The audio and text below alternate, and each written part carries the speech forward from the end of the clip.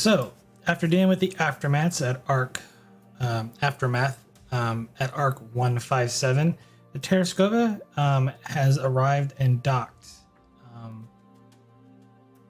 at one of the dry docks overlooking Earth.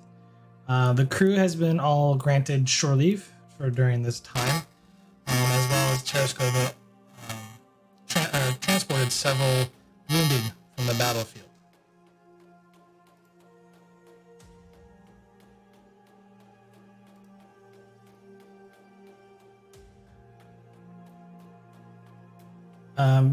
It's been roughly probably a couple weeks, at least travel time, and you've been at Earth for the past couple of days. There have been some slight events that have transpired on Earth, but nothing too major for the Tereshkova crew to deal with. On one note, there is a sort of a memorial to honor those that have passed.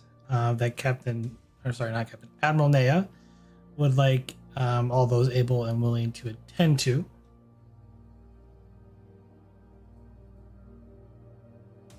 be held at a later date. Until then, I yield the floor to the rest of you on whatever you wish to do.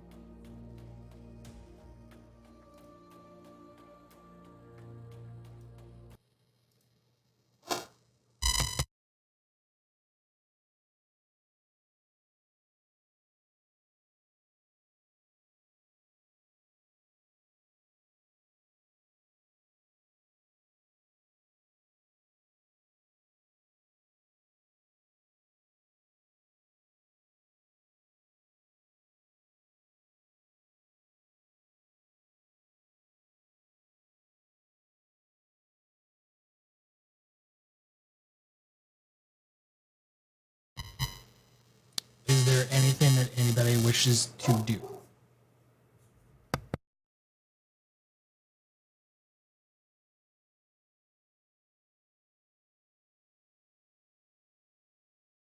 I wish I'd stop coughing.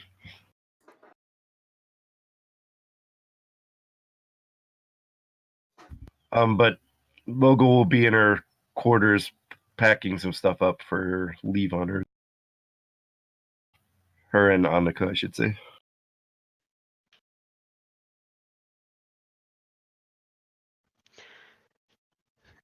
I guess if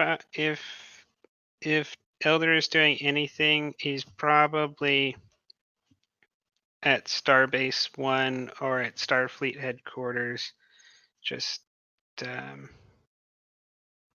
meeting with admirals and stuff and trying to get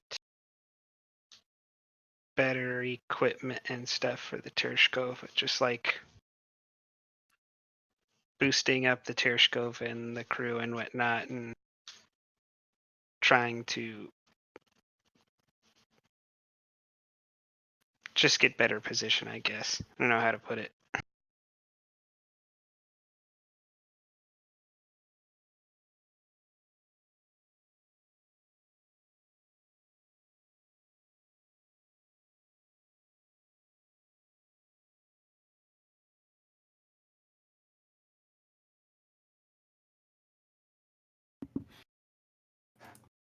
Shrala is probably visiting her hometown of Tycho City on Luna, taking some of her R&R time, because probably up to this point she's been busy attending to the mental needs of most of the Tereshkova crew, plus however many injured we transported on the way to Earth.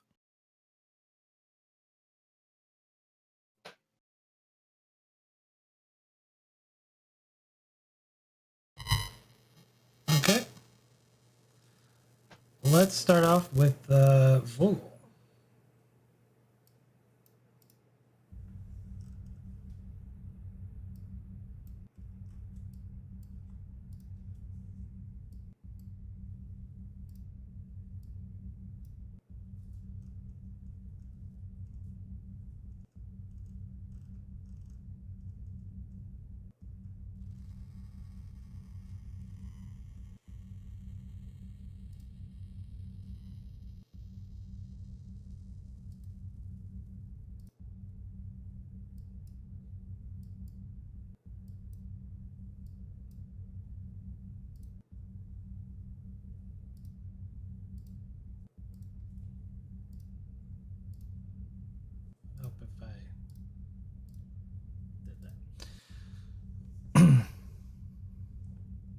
So as you're packing, Lieutenant Vogel,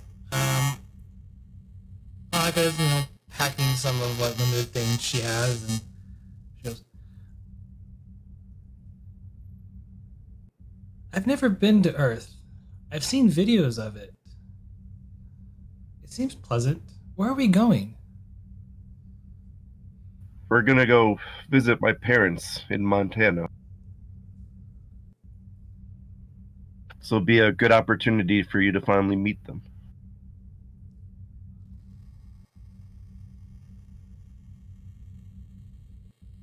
Do you think they'll like me?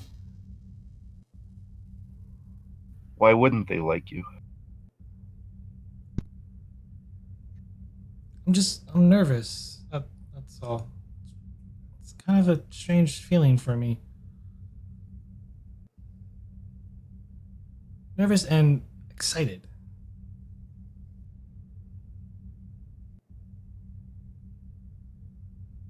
There's nothing to be worried about. I'm sure they'll love you.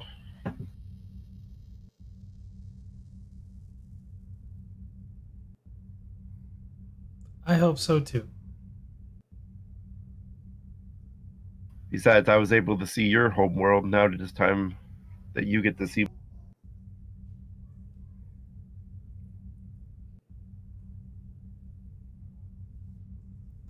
Are we going to be staying in Montana for very long?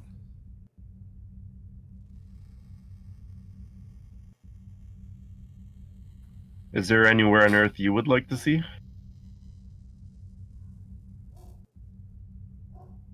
I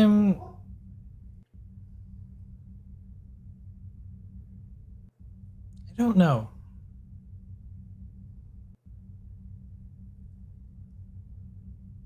Maybe the ocean, or perhaps the mountains. Seeing pictures is one thing, but I am told actual experience is something else. Well, my family's ranch in Montana is near the mountains. There's a few hiking trails that I always loved to hike on as a little. Has the most amazing sunsets overlooking the mountain valley. That sounds like it will be fun.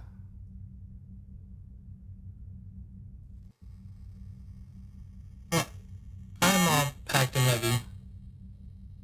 Do you need help with anything? Nope, I think I'm got the last of my stuff here. Shall we head to the transporter room? She'll do one quick look through her bags and say, "Yep," and I will say, "Yes, I think I'm ready. Let's."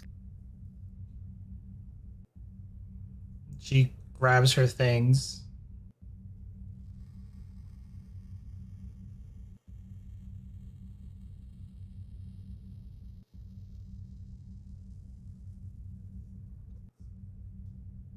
And the two of you head towards the transporter room.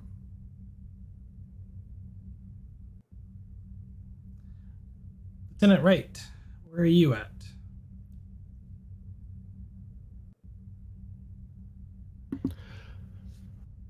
Probably at a rink somewhere in Tycho City, doing some relaxing skating.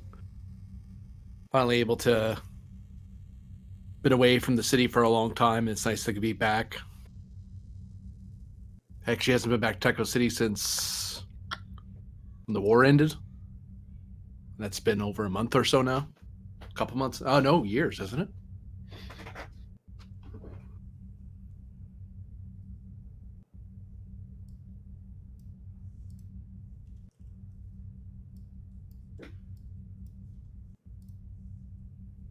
Basically putting herself far away from starships and people and Starfleet uniforms and people suffering. It's like I need to not be thinking about that stuff for my own health, if nothing else.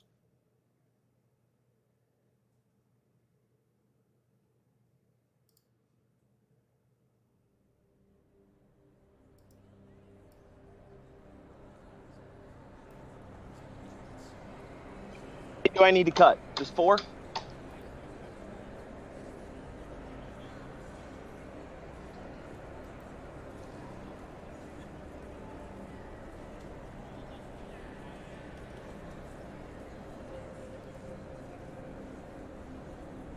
So, Lieutenant Wright, you find yourself in Tycho City. It's quite busy, a little bit busier than what you remember. I think Calum is cutting something. Yes.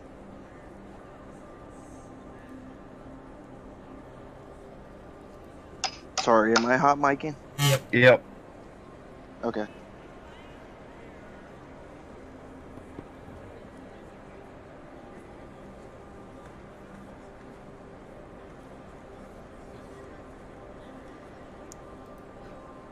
As you wander the area of Tycho City, you stop for a second and you think you notice a familiar face.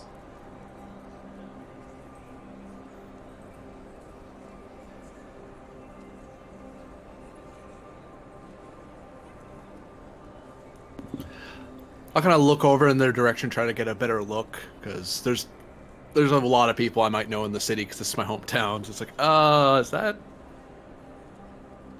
Savella? No. John?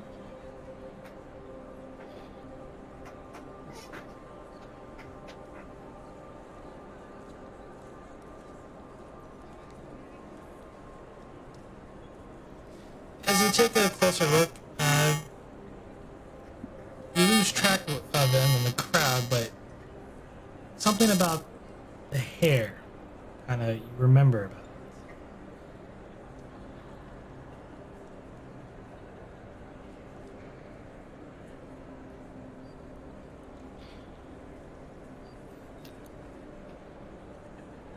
What is it they seem to be doing? Are they just walking through the city, or? They seem to be kind of browsing, like window shopping.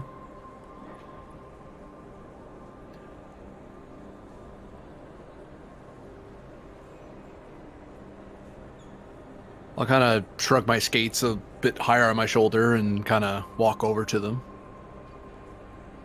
Excuse me. Sorry, pardon? I feel like I've met you before. Tycho High, the Academy. Shalala? Is that you? Yes. Lieutenant Charles Wright, Starfleet, with Starfleet. How's it been? It's been so long. It's been an experience. Forgive me, but I don't quite remember your name.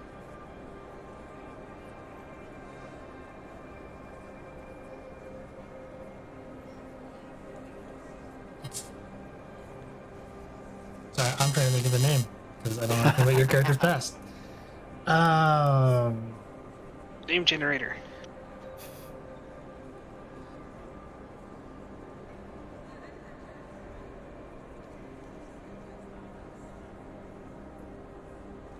It's Danielle Stevens.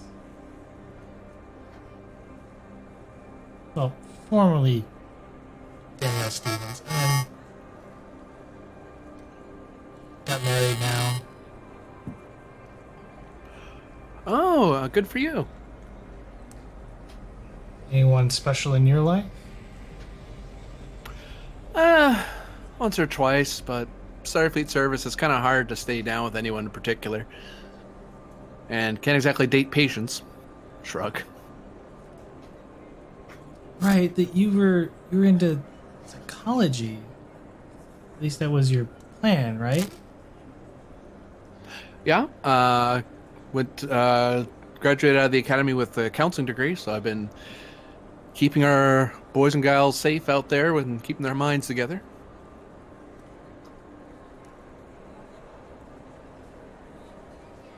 That sounds most fun. It's a challenge, which is kind of what I was going for. What are you doing anyway? Still working here in Tycho, or you just stopping by too? I still work here at Tycho. Just some minor research, microgravity biology and all. Microgravity. Yeah, we're studying the growth rate of different certain alien fauna taken from higher gravity environments and seeing how they do in a lower gravity environment, such as here on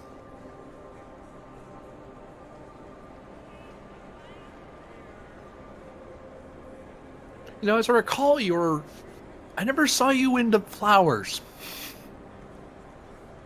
Well, things change. I suppose. Plus, I'm not really studying flowers anyway.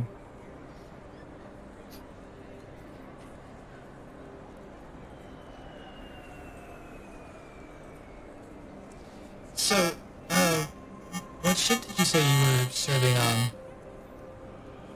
on? Currently assigned with the USS Tereshkova. It's the Galaxy class, one of the Galaxy classes that pulled in. Oh. Were you in that part of that task force? Here we go. Yeah. Yeah, I was there. I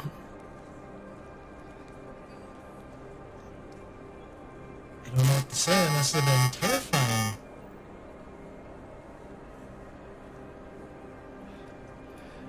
It is such engagements can be very trying on the mind, but we did pretty well. Looking at the after action report, there was a lot of grim talk I heard before we went in, and we came out pretty well, considering.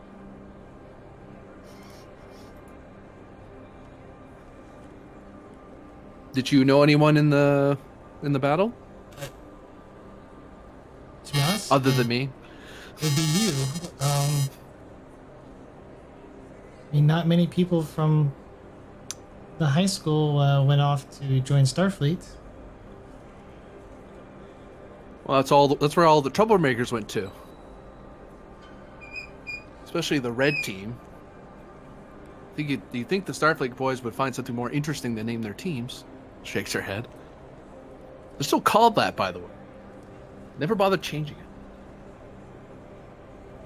It's a little flashy, though. I think that's what they're going for.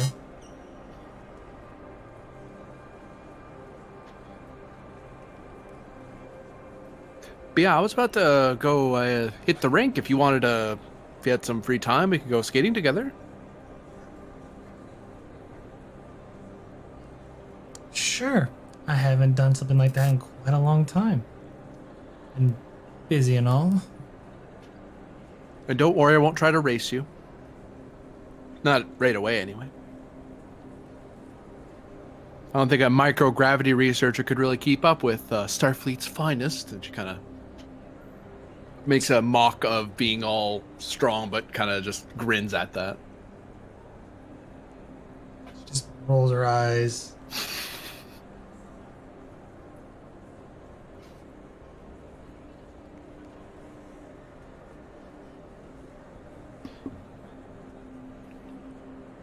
So she, starts as you two of you start walking towards the ring. Give me a control security check, difficulty of 2.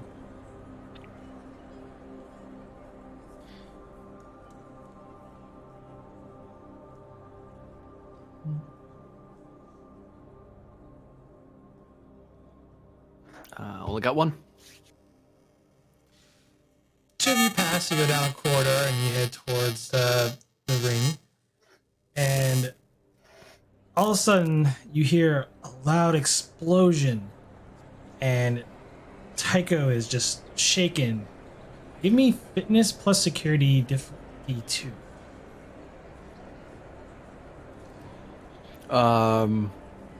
Athletics, trying to avoid being harmed or trying to move quickly. Essentially, as you rock and you feel the explosion, and you feel this gust of wind pulling you back out towards the outer ring.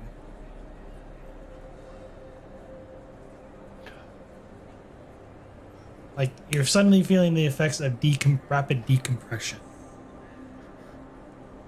Okay. Oh, I know what you're saying. Yeah, Just chew a little gum. You'll be fine. yeah. Remember to exhale, not inhale, before you get sucked out into space.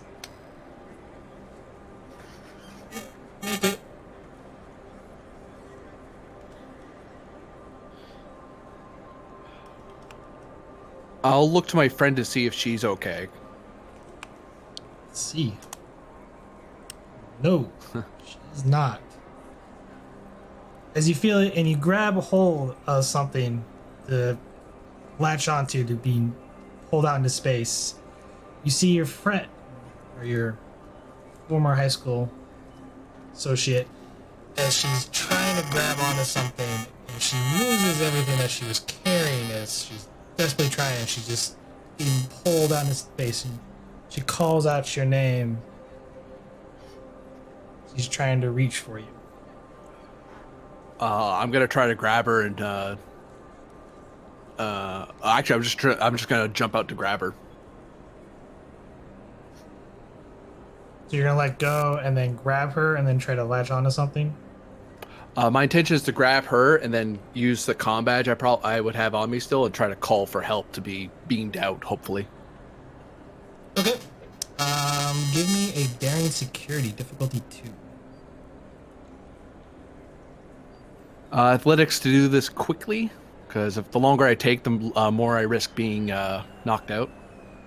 Sure. And actually, I'm going to throw the value of proud and hardy daughter of Luna. That's all my athletic stuff came from being here, and I'm used to living on the moon and its various dangers. Okay.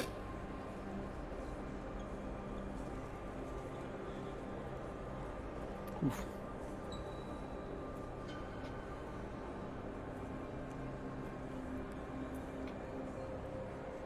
Alright, 1 momentum gained. Huzzah. You grab onto her, as you both are being rapidly thrown into space. Or about to.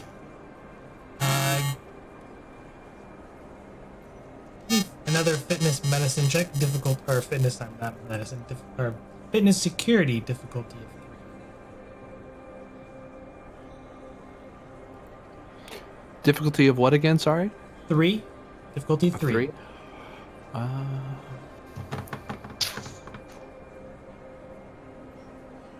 I will throw my momentum at this. Well, the 1 momentum I got, I should say. Get a die back. Hopefully, I'll make this roll. Pay. You get the momentum back. You grab onto a light fixture just as you're nearly about to be thrown out into space when the emergency force fields finally kick in. And all you see is a dark red hue in the promenade section of the city.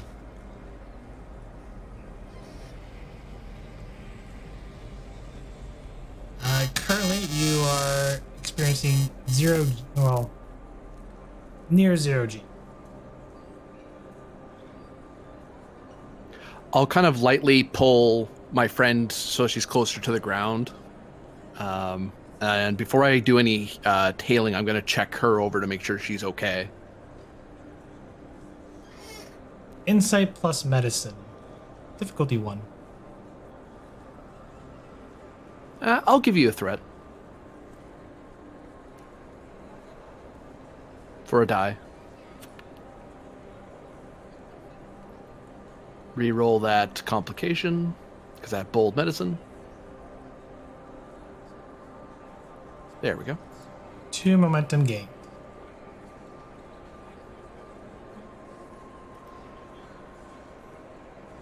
She seems very shaken. You know, you can tell her heart rate is up as, as the adrenaline is pumping through her. Kind of in a state of shock.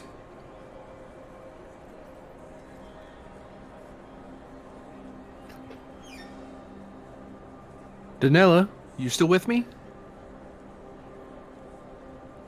Yeah. What happened? Decom.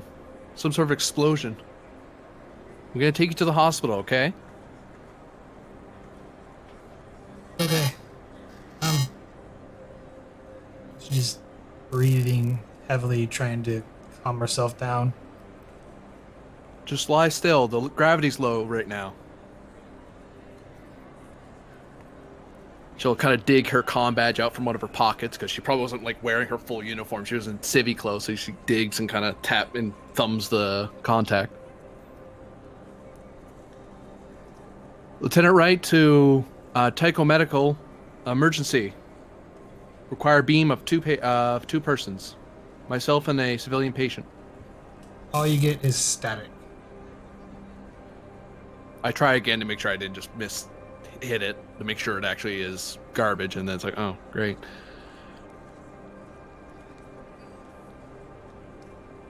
Yeah, it's still static. I'll look around to see if there's any Starfleet personnel or any Tycho civil authority nearby, like policemen or emergency medical service, anything like that. And I'll try to wave them down if I see them. As you look around in the promenade section, you just see people, there's people trying to help each other. There's it seems like a lot of injured, and everyone seems to have their hands full right now.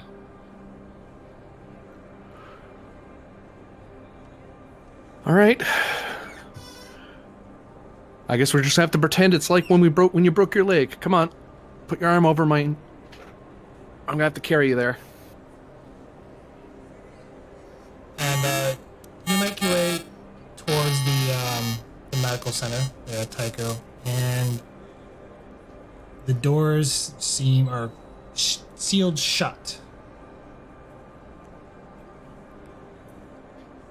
I'll kind of like put my look through like the porthole or window, trying to see what's going on inside.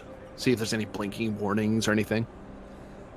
You look through the porthole and you see essentially flashing light, and it looks very dark, black, like not the color hue that you're used to.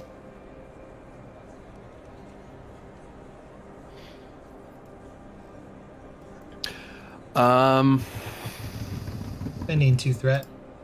Mm-hmm. As you're looking through the hole, you see a man. He just pops up, and you just see him like gasping for air as his hand streaks down, and then he just kind of slowly falls to the ground.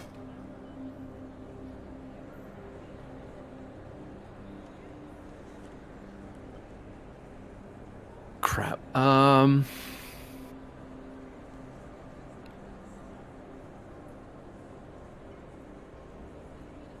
I'm gonna dig through my bag and fish out for my tricorder, which I have put away, and kind of flip it open and start scanning the door to see if there's some sort of biological hazard or if it's just vacuum in there for some reason.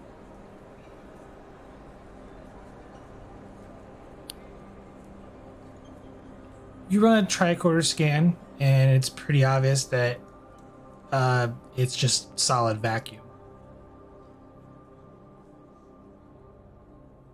Like the whole section has been decompressed.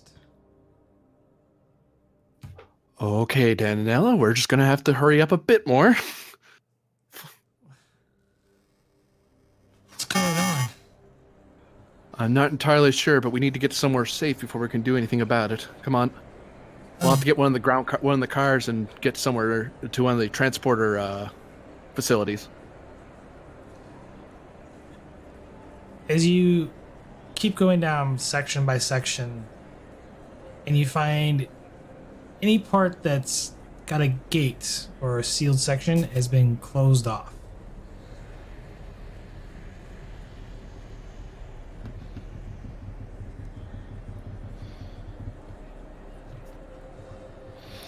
I'm going to look for one of the shelters that the city probably has in the event of emergency. There's probably one in this section that we can retreat to. You head towards the one that's nearby, and there's a line of people just crowding, trying to get their way into the shelter.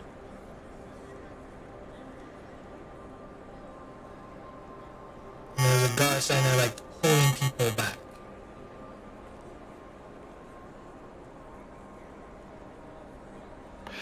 Danielle, are you okay to stand on your own? I'm going to go see what's holding up the line.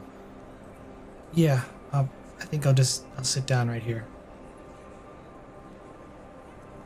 I'll kind of look to one of the bystanders and ask them to kind of keep an eye on my friend for me, please. She's a little dizzy. Most of them seem like they're just ignoring you as they're trying to rush to the shelter. Seems like the crowd is almost in a state of panic. Oh, I don't like that. I'm going to actually keep Daniella with me. I kind of don't want to leave her alone with a crowd like that. And I'm going to try to approach whoever the guard is, but I'm not going to get like within arm's reach of them because I don't want to make them feel like I'm trying to pressure them. All right. Excuse me. I'll hold up my comm badge. Stand back, everyone.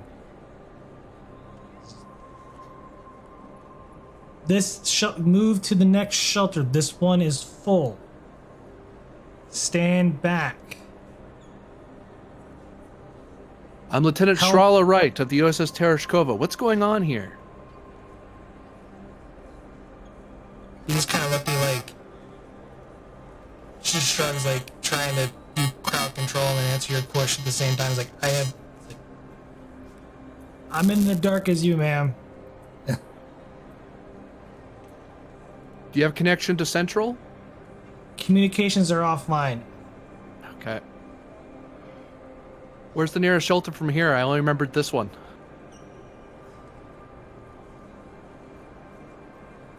$60 down that way. Please, people, move to the next shelter. This one is full. I'm gonna start calling out and start moving in that direction. Since once I'm reminded where it is, like, oh, okay, and I'll try to get people to follow me and hopefully help this guy out and move these people to a shelter.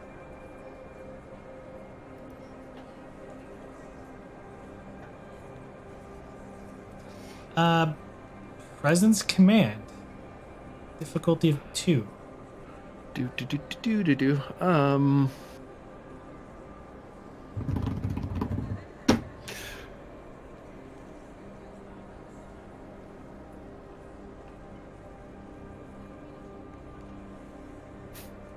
What rank is that security person? Are they like a crewman or an ensign or something? Or are they just They're local crewmen. police?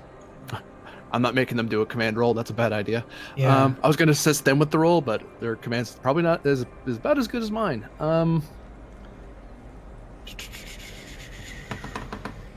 I will throw all 3 of the momentum to get 2 days. Okay.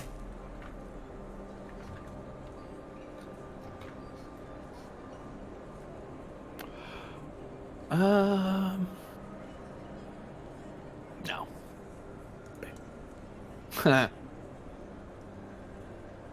You get the momentum back. A momentum back.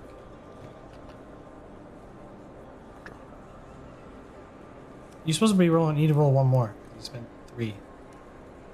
Oh, you're right. Yeah.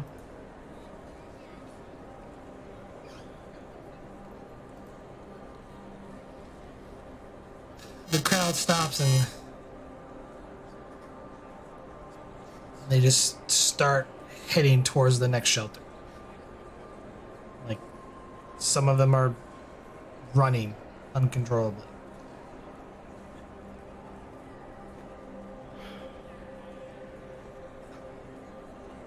Everything will be all right, Daniella.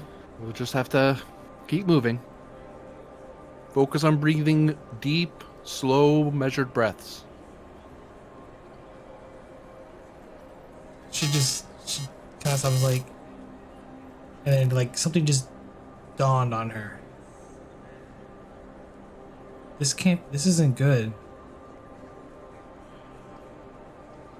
The medical Well, order was cut off, right? Well, the comforting factor is that Earth Space Dock is here, and a good chunk of the 10th is in dock. This is going to get a lot of attention, and a lot of jumpy officers are going to want to charge in and be a hero. We'll have to be stumbling around for a little bit, but we'll be getting help soon enough.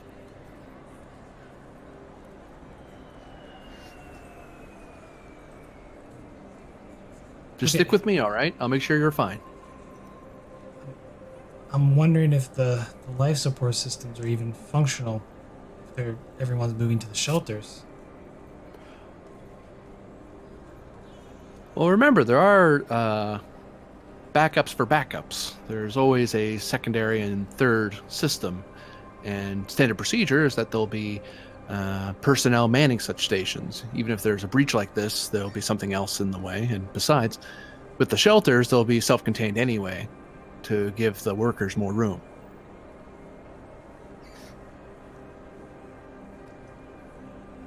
It's not the first time Tycho's done something like this. Okay, maybe quite not this big, but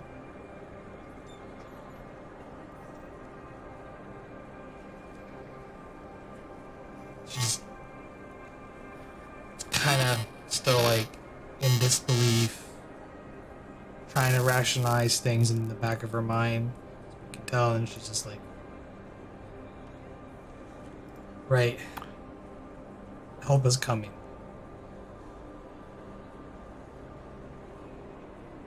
or you already have a bona fide war hero right next to your hip. You're already one step up.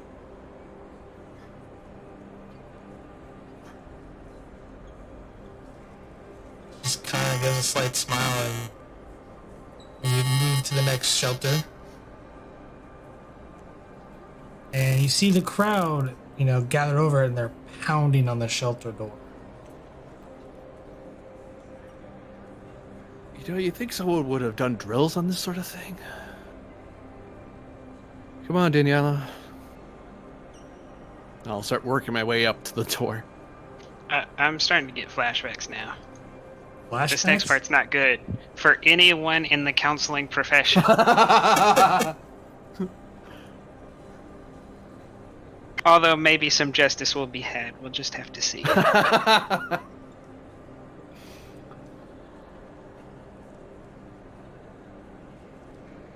You get up to the door.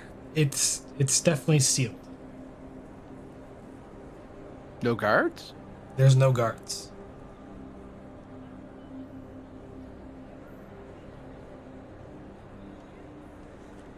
I'll dig out my tricorder and start scanning the door, make sure there's nothing wrong on the other side of it. Reason plus engineering. Difficulty of 1. Yeah, I'll spend that one momentum. Isn't it nice to earn a momentum and then immediately have to spend it? It's awesome. But you're the only one that's been gaining momentum, so. Fudge sticks. It is difficulty 1, so. Oh, that's true. Yeah. No momentum gained. The door seems like it's functional, but sealed, but it appears to be locked.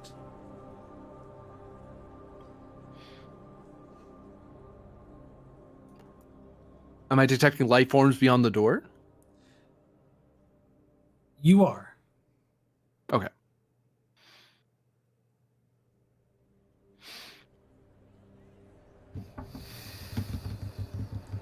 I will give this to you, but you judge by how many the shelters are can contain, it is over capacity.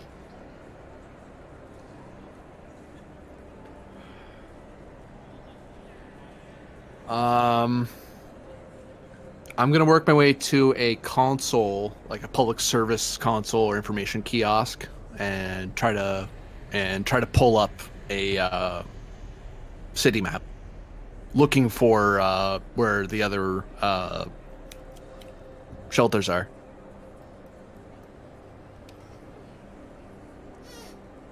Power to this console seems to be offline.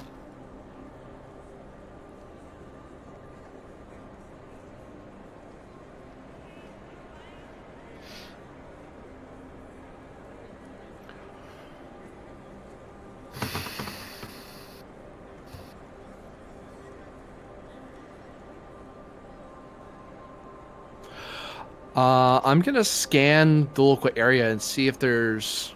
Mainly, I'm scanning to see if there's some sort of interference keeping my comm badge from working, or if it's just a matter of reaching to another. My comm badge just isn't powerful enough to reach another a nearby comm station. Reason plus engineering difficulty 2. No. Have a threat.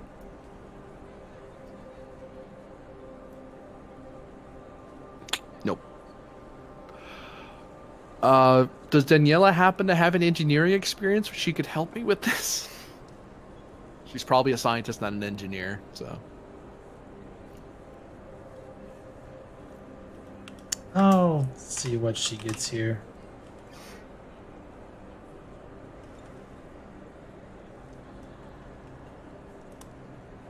Hey, Ha.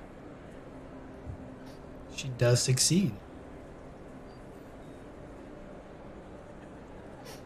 As the two of you look through the scan, it does appear that there is some sort of communication dampening field that has been put in place.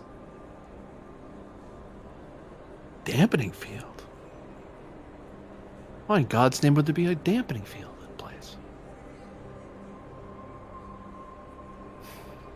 In fact, you find it quite odd because of this level of an accident on Luna. You would realize that there should be other vessels in low orbit to above the city to start attempting transports of the individuals that are in the city, and there are no vessels, no transport or medical teams being placed.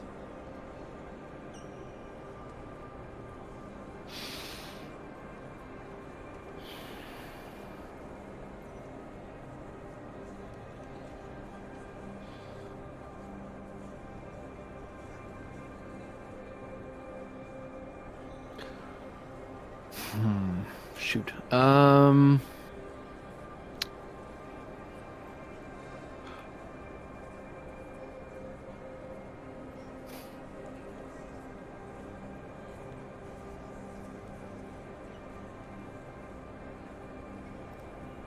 Only thing that we're gonna cut to Captain Elder, who is currently at Starfleet Command.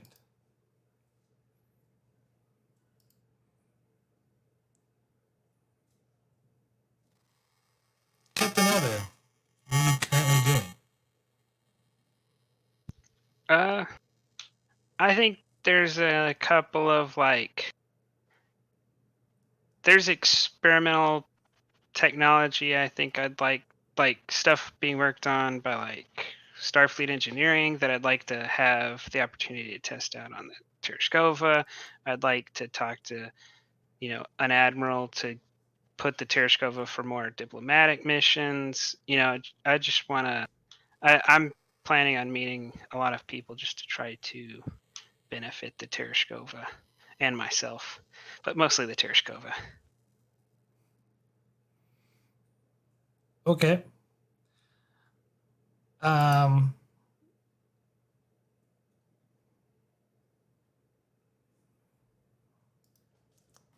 Fantasy name generator.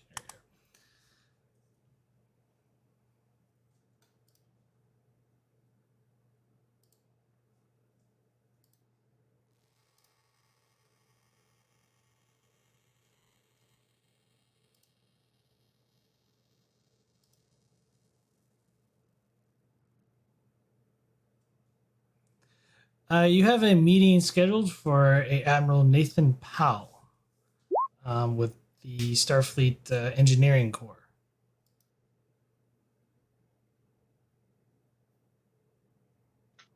Can you paste that? I didn't. You have a meeting set to meet with Admiral Nathan Powell. Okay, Nathan Powell. I didn't catch the name. That was what I was trying to get. Yeah, I had my head turned from the microphone. That's probably why.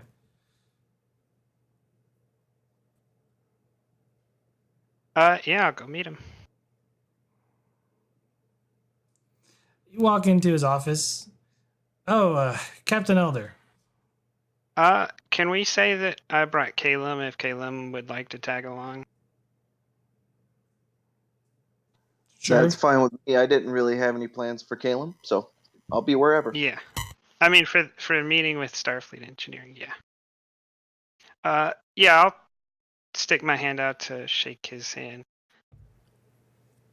You're a hard man to find. Well, I'm pretty busy man these days, Captain. So what can I do for you? I hand him a pad.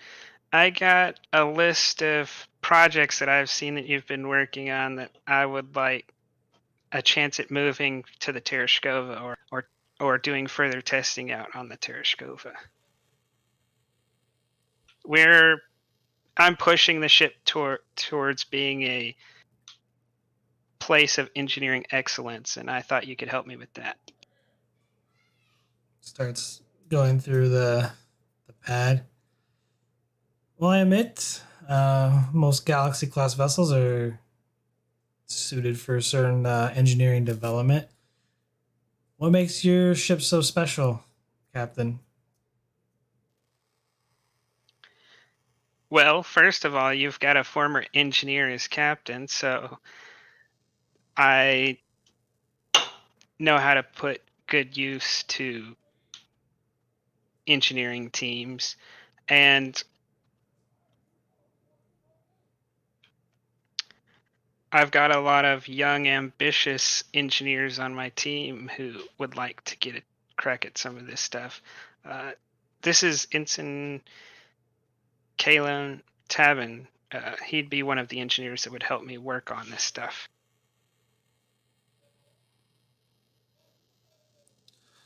Pleasure to meet you, Ensign.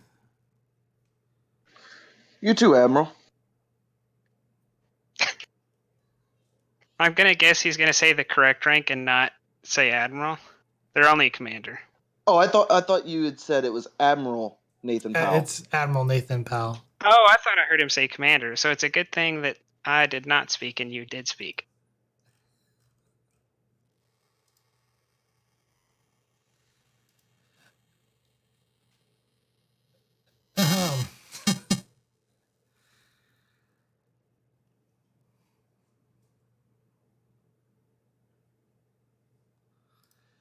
Well, Captain, I do have a project that needs some field testing.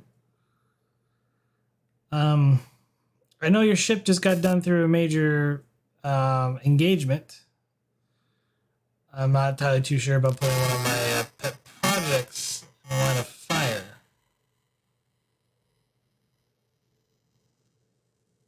Can you guarantee me you can at least get your fleet commander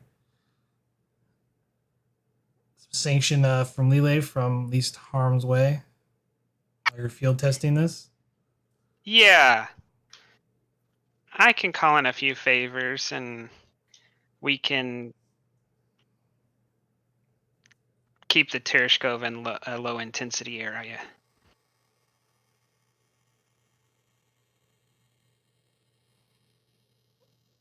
All right. Incent Calum. So you have quite an interesting record here. He's kind of scrolling through it. What makes you think you're qualified to work on this project?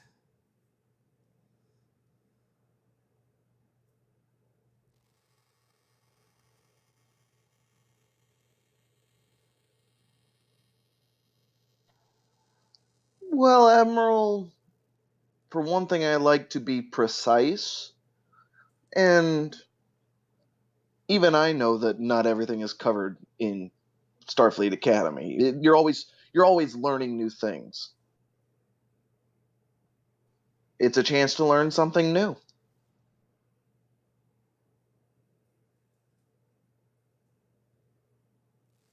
Fair enough, but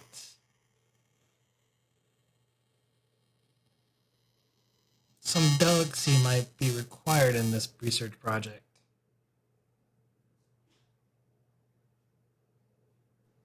One slip here, and you could risk the lives of your entire ship. I understand that, Admiral, and I'm not normally, as humans would put it, a bull in a china shop.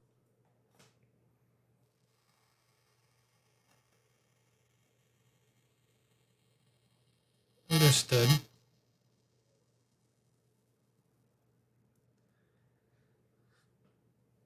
I'll take it under advisement, Captain. I'll keep you informed of whether or not your ship is chosen. This is a special project involving new warp capabilities for Starfleet vessels.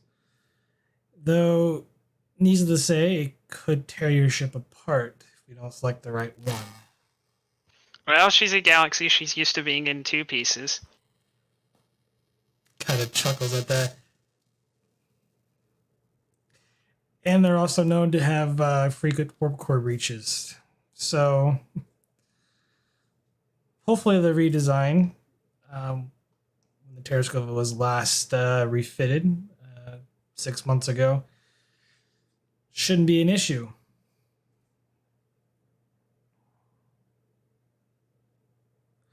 But needless to say, I'll let you know and get back to you on that, Captain. But got a few others I need to cross off my list before I give the project to you.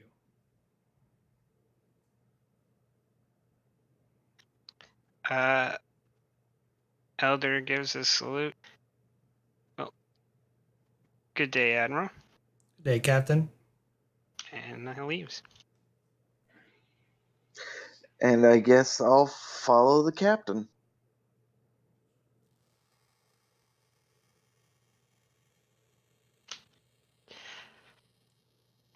Get used to that, Calum. There'll be a lot more of that headed your way. A lot more of what, Captain? Speaking to an admiral or taking on new things?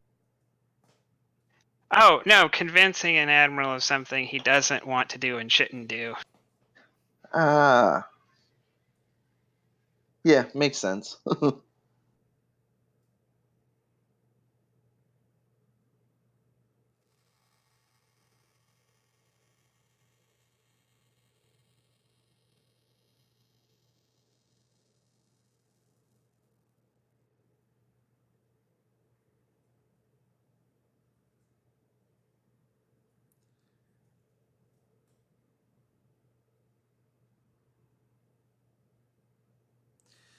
As you're walking through Starfleet headquarters, you see quite a lot of individuals begin running towards the main command area at headquarters. They seem to be in a hustle, which is kind of unusual. Yeah, Starfleet headquarters. Usually, it's pretty quiet for the most part. I find someone on the outskirts of the group that's huddled and ask what's going on. Preferably someone that's lower ranked than captain.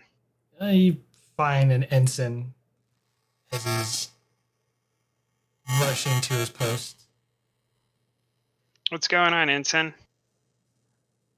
We just got the call, and there's been a disaster on Luna. Oh, isolated incident? Unknown, sir. Communication blackout on Luna.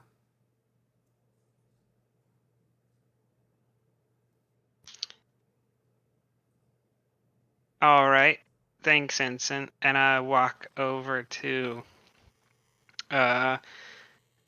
the nearest panel to see if I have any orders or if Starbase has said anything to recall any officers. No issues have been given yet. Or no such orders. I want to look at how many people are currently on the Tereshkova. Is it like do I think I have enough people if I need to move the ship, or is it like there are 10 people on board? There are probably a fair amount of people on board, but most of them are all repair teams. There's really They're not actual crew members. Yeah, they're not actual crew members.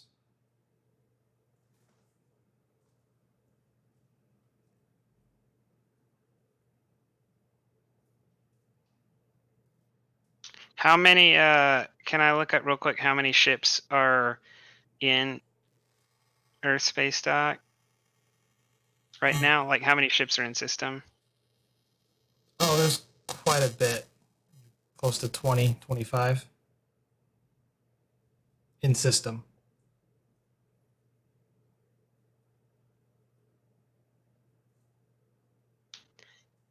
Then I'll tell all of the Tereshkova's people to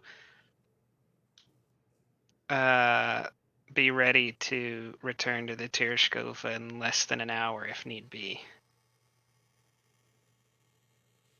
And then I'll head towards the next appointment. And I'll set a warning on my pad in case we're recalled. Okay.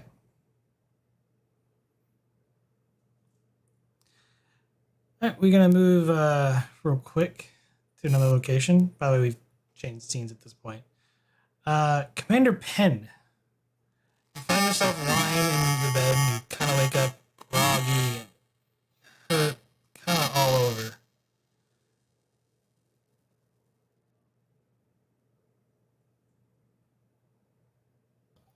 I wasn't expecting to be awake. And you just kind of come out and you're a little groggy and you're just slowly starting to wake up.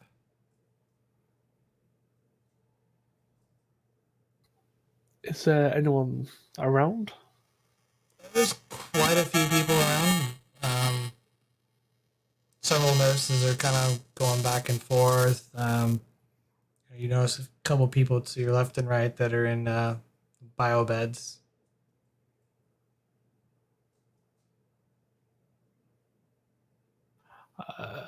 I'll call out to any nurses.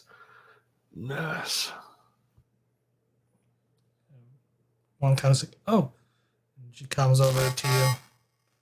Commander Penn, how are you feeling? Well, it feels like I was shot and left in an alley. You've been through a lot, Commander. Just sit back, relax. Is there anything I can get you? You just got through a major surgery. No, was there any complications? No, none at all. Everything went smoothly, Commander. When can I be discharged?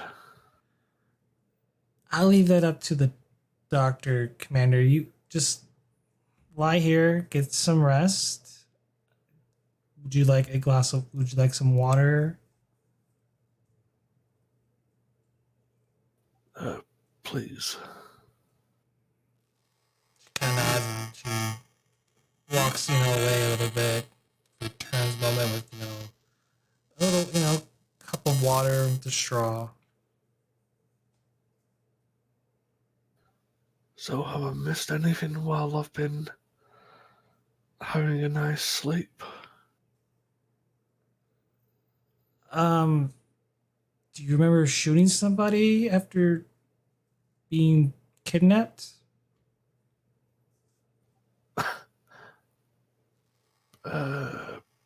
Briefly? Right, you were taken. The Kismet was supposed to transfer you down to Starfleet Medical for treatment, and you were taken hostage briefly. Luckily, there was a Starfleet captain. Can't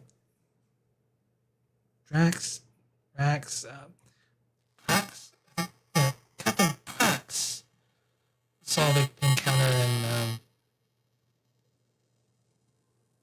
she set up a team right away to rescue you. It's a good thing. Outside these walls, you never know what could happen, especially with your type of injury that you sustained.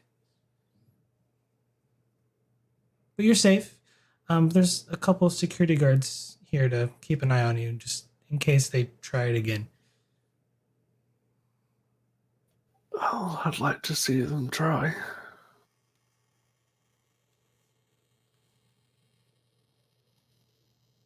Anyway, thank you very much, nurse, for the water. I'll probably get some rest. Of course, Commander. Just hit the little buzzer here, and one of us will come to you. Oh, so much power over the nurses. You shouldn't have told me that. It's our job. She kind of smiles and walks away.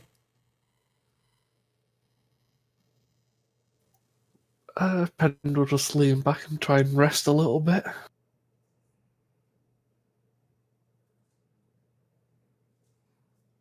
All right.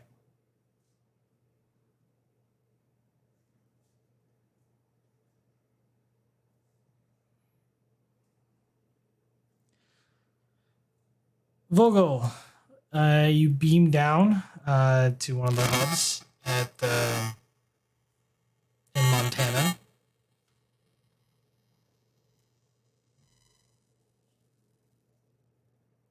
With Annika with you.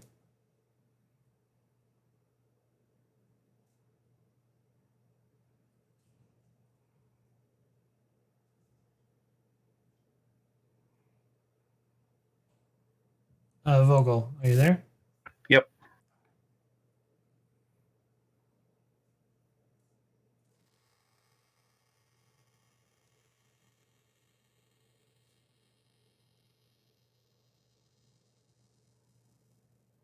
Yeah, I'm here. I just wasn't sure if you were done setting the scene or not. Like I said, sorry. So, yeah, you beam down to the transport hub in Montana near your family home.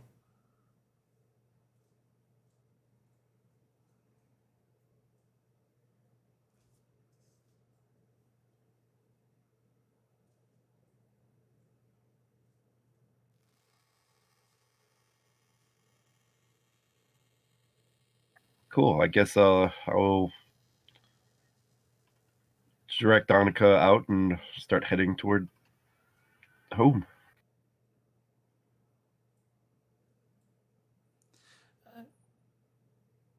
You do that. You start walking, towards an area where you can get a lift to your family ranch. Is that right? Yep. You get close to where you could essentially find a transport unit, and at the corner eye, you notice an individual, someone whom you saw on Starbase 21 in a bar.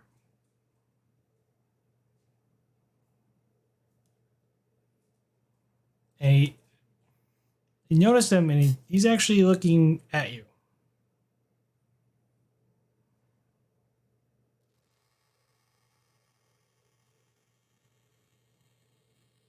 Is he approaching us? No, he's just kind of keeping an eye, and he's not in any uniform or anything. He seems to be in civilian clothing.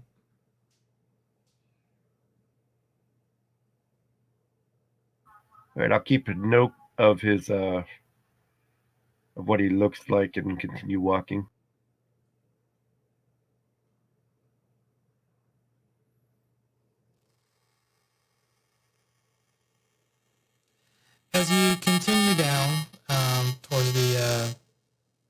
to get a lift. Notice you get the feeling that you're being followed.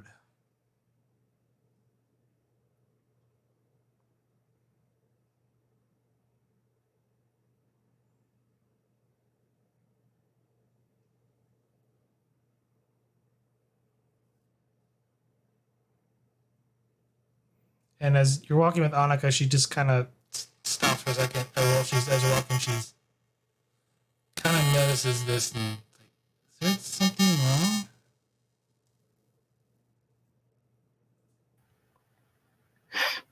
I think that guy's following us.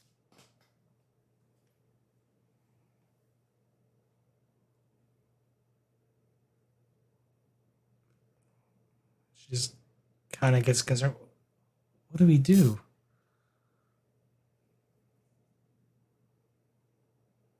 Is it kind of busy around where we're at? No, it's not.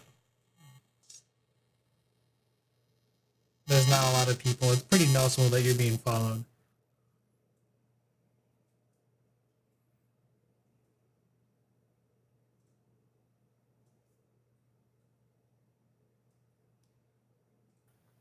I guess I'll turn toward them and say, "What do you want?"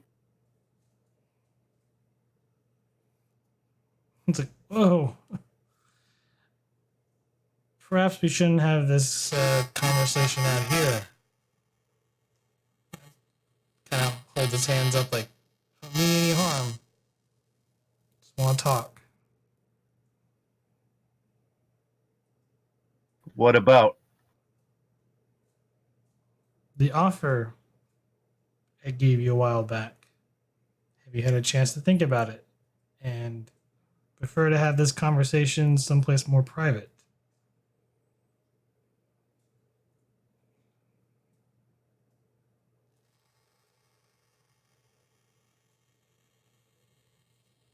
Oh, I remember now. Sorry.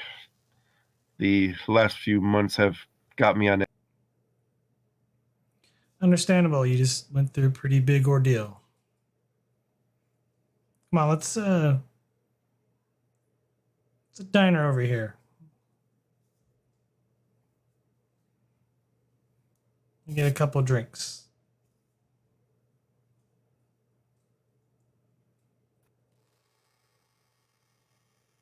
And I'll nod and go to the diner. Walk into the diner with you, Annika, and the gentleman. And the emotions for a table for 3. Sit down. It's quiet. There's not a lot of people in there.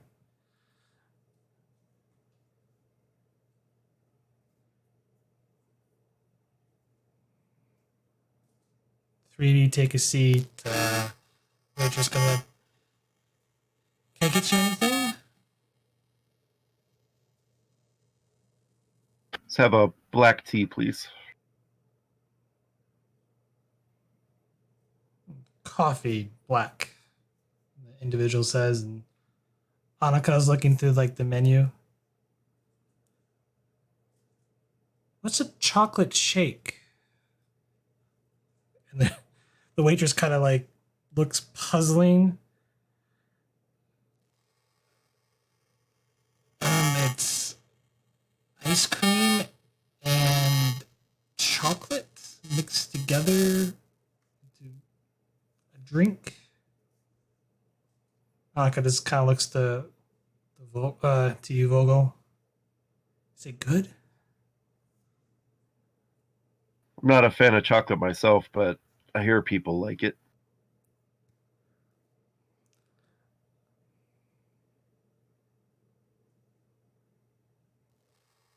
She says, what about strawberry?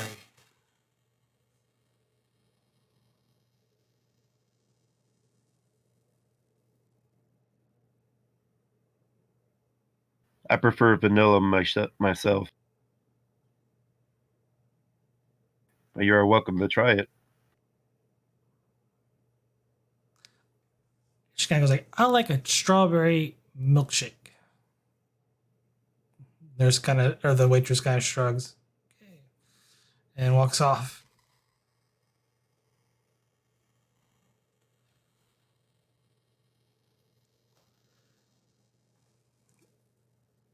So, Lieutenant, you had a chance to think on our offer.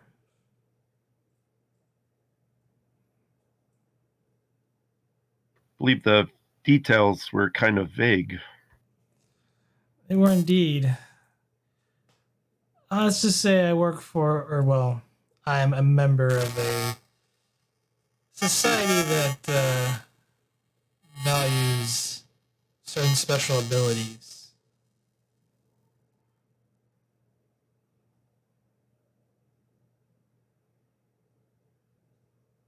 I'd like to see you become a member of that society and perhaps even regain some of those powers that were taken from you. Of course, your twin here as well is more than welcome to join.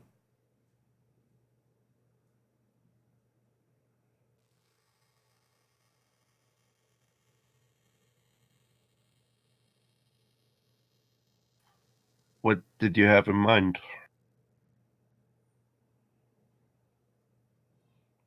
Series of special training. One of our individuals who knows about certain telepathic abilities.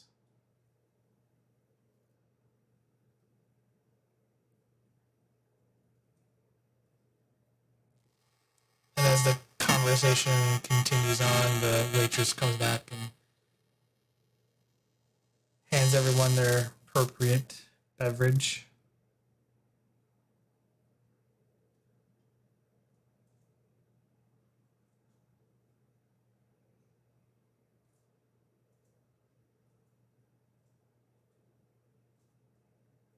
Keep in mind, Lieutenant, we are been around since the early days of the Federation.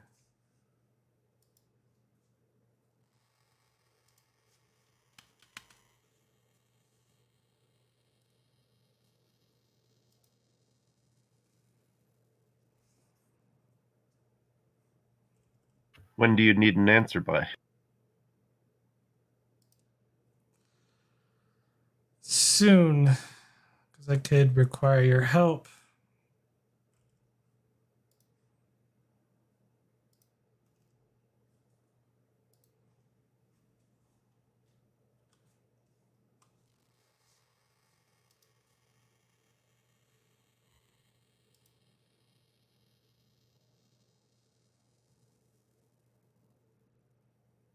Look, I've been around the block for a bit. Um, I know these things take time, but try not to think too long on it, Lieutenant. I've been in your situation before, and I wasted a lot of time before I made my decision.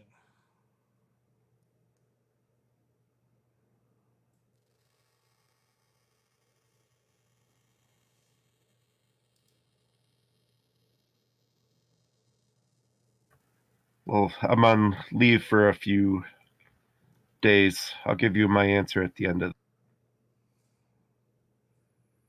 All right. Enjoy the drink. I'll be seeing you, Lieutenant.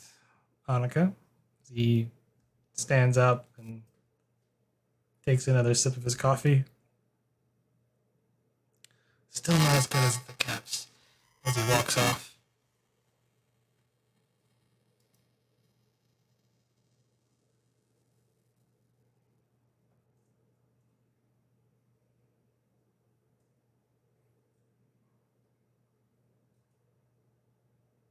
Annika slips her drink.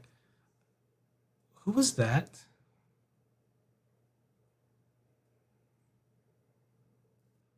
Someone in Starfleet that wants to recruit us, it sounds like, for a mission.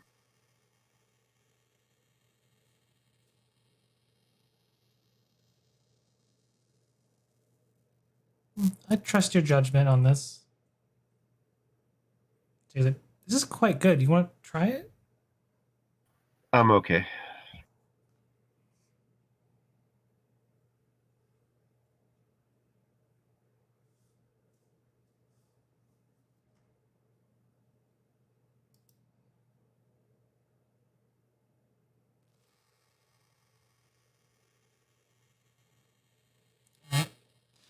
we'll fast forward time a little bit. You left the diner. You took a ride back home. You know, Annika being sort of amazed at all the different scenery that she's seeing. You arrive home.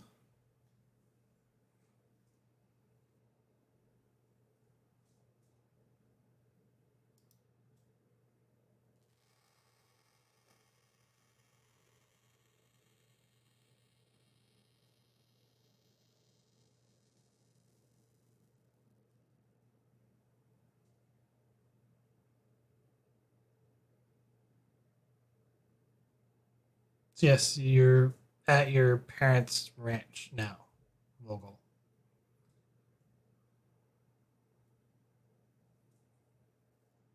And I'll walk into the door and say, "Mom, Dad, I'm." As they were saying, and your mother comes out and is like, so good to see you. And she almost stops for a second as she looks to Annika and to you, not sure which one to hug first. And then I'll embrace my mother and say, "Mom, it's me." And sign of relief comes over, like, she embraces you. Oh, so glad you're safe. And then she looks down, like, come here, child. Awkwardly hugs Annika. She's just standing stiff, not sure how to react.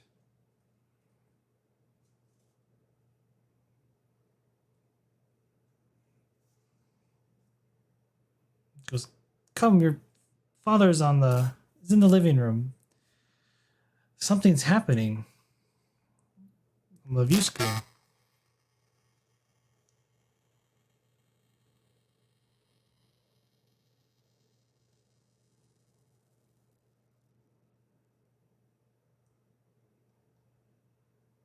And I'll go with.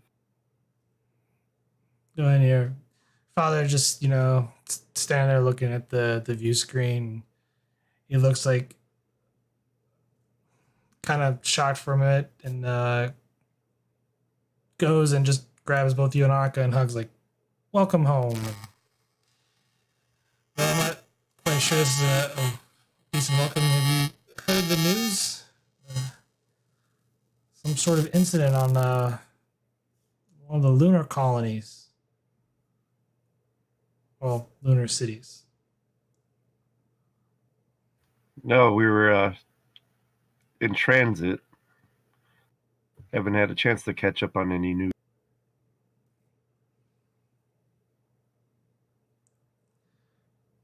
As you're watching, it's like some sort of disaster.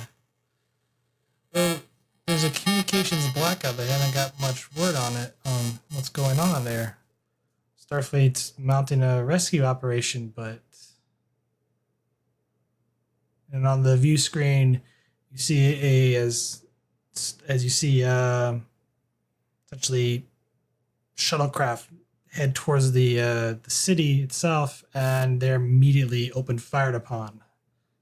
Some sort of stationary weapon near the city. The shuttles several of the shuttles explode, and then the rest veer off.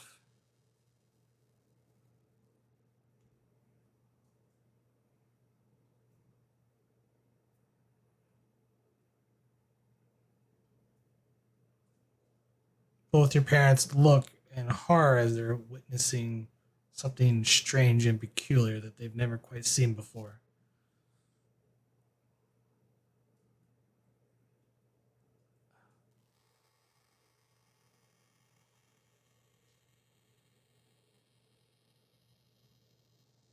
I think with that, we'll cut over to Lieutenant Wright, who's on the actual city ground.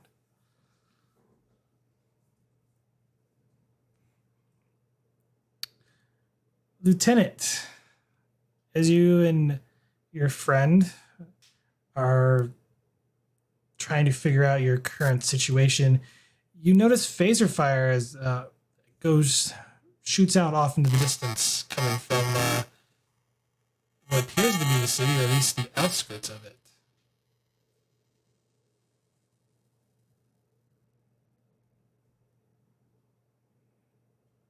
And some of the people you were traveling with freak out and begin to rush the door, at least one of the shelters trying to get in.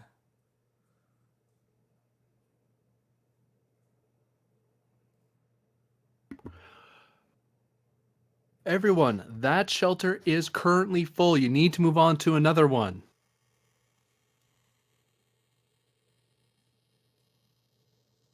Some here and they start running. Give me a fitness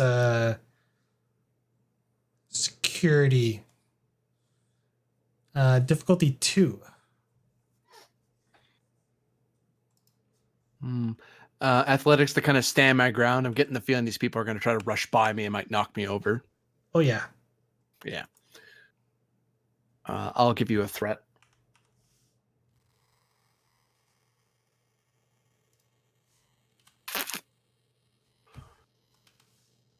All right.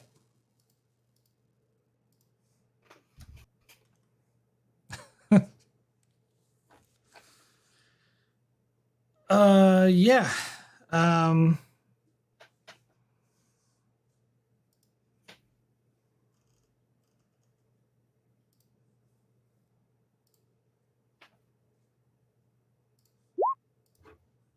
Take 2 stress damage Ow. as you're getting hit, and people are rushing by you trying to find other shelters as they're running in mad panic. But your friend seems to be okay. She's dodging and kind of found an area to keep being trampled by. She's motions over towards you. Oh. Okay, don't stand in front of a crowd when you're telling them to move. Got it. You all right? Oh. I'm fine. Are you okay? That man nearly trampled you to death. Made of stern stuff.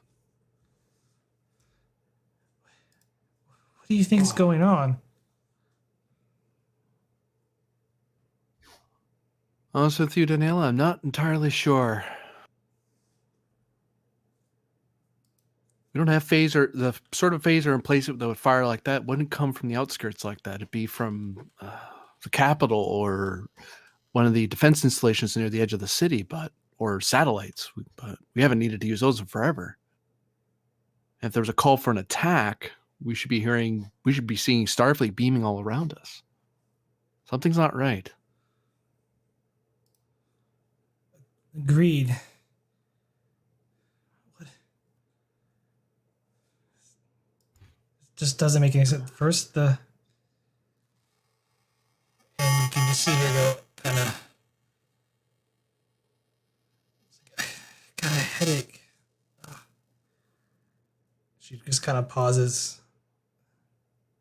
I'll take out my TARDIS recorder and start scanning her to make sure she's not showing symptoms of actually being hurt despite all that rushing around. Reason plus medicine, difficulty 1. Stress disorder focus? No. 2 momentum gained. She's suffering signs of like hypoxia. Probably the headache might be due to higher levels of CO2.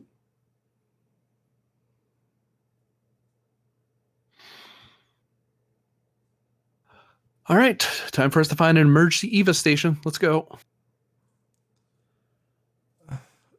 Air's getting a little thin. That's not good.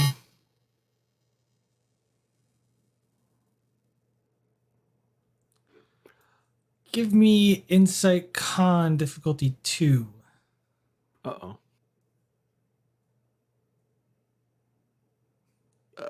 Difficulty 2, you say? I did. Yeah. Have a threat. And I'm going to spend 2 momentum to get another die. Alright. top of that. Because fudge sticks.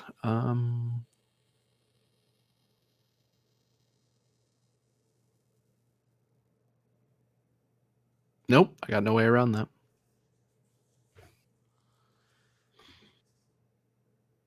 Okay, I'm gonna let you succeed at cost. I'm gonna take some of that as momentum to deal with the complication that is present.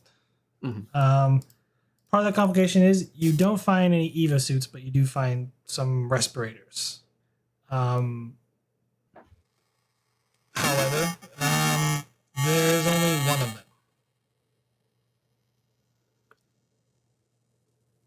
I'm going to hand it off to her because she's the one actually showing symptoms. Okay. Till we find another one, we're going to have to use that in tandem, but I'll let you know when I need it. You just take deep breaths.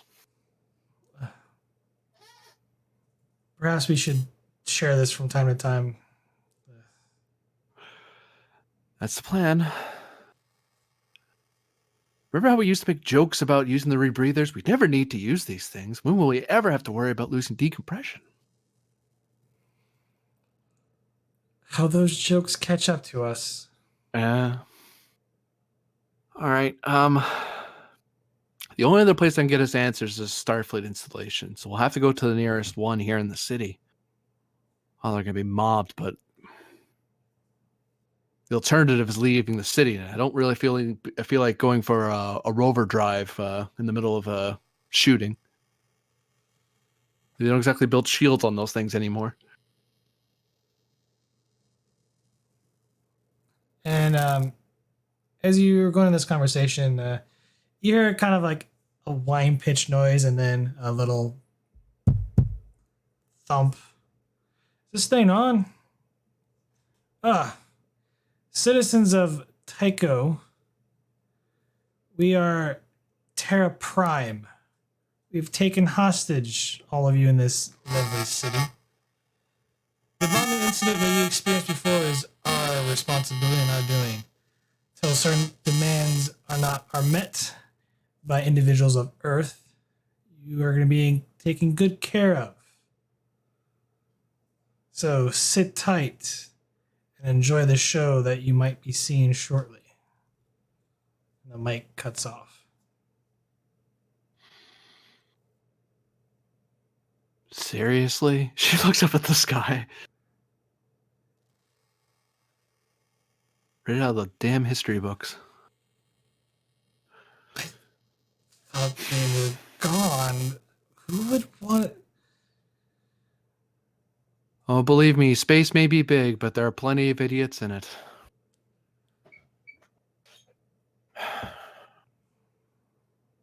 Fortunately for them, they have the entire fleet ready to come down on their heads, but that leaves me and you with having to find somewhere safe to hide so they don't use you anymore as a victim than we already are. What about you? You're suspect number one. What are you talking about? I'm just a friendly tourist just coming by to visit her friend. I say as I pocket my comm badge into my bag and put my tricorder away.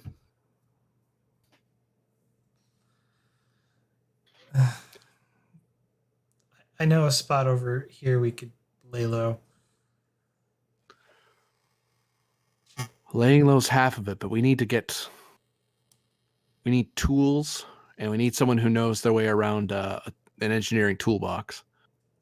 Is there anyone at work who knows how to work with electronics or subspace technology?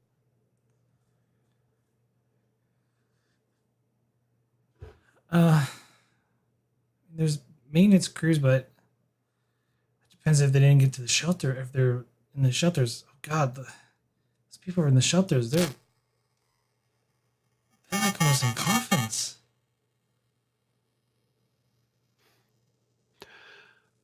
Right now, our goal is to get the word out. If they just the only reason you would do a communication dampening like this is if you were intending to buy yourself time. They need the outside world to not know what's wrong just yet, for as long as possible. If we can get a word out and let them know get them an idea what's going on, that improves our chances. But we need somewhere to work, somewhere, and we need someone who's trained. I mean, between you and me, I don't think I could take apart this comm badge with any reliability.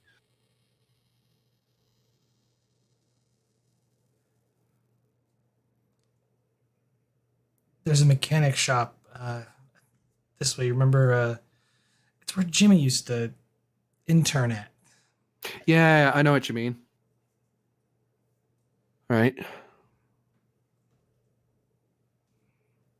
And the two of you head towards the mechanic shop.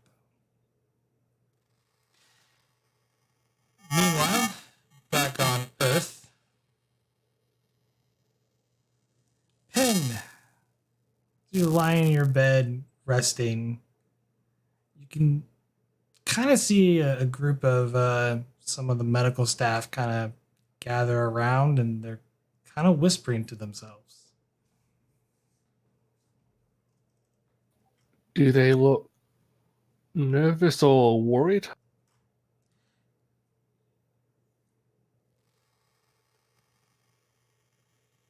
They seem kind of worried.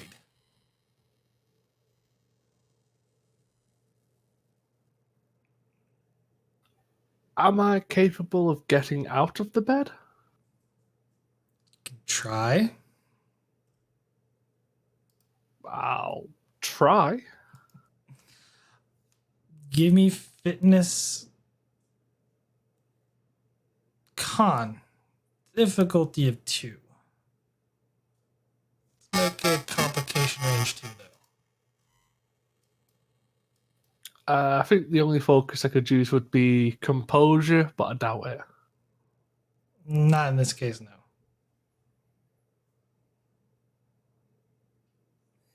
Get a momentum.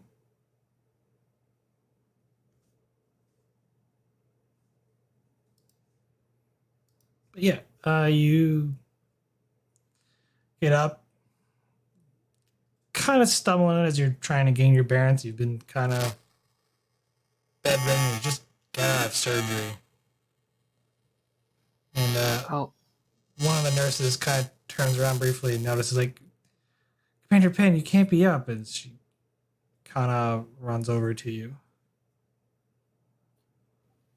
What's going on?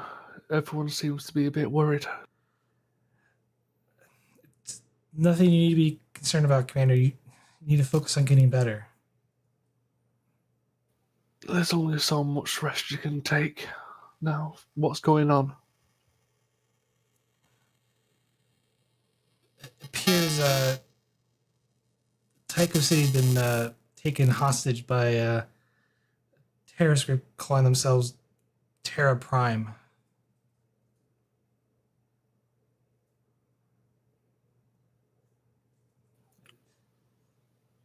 There's nothing, unfortunately, that can be done from here, but I would suggest sending the security staff to put the hospital on high alert.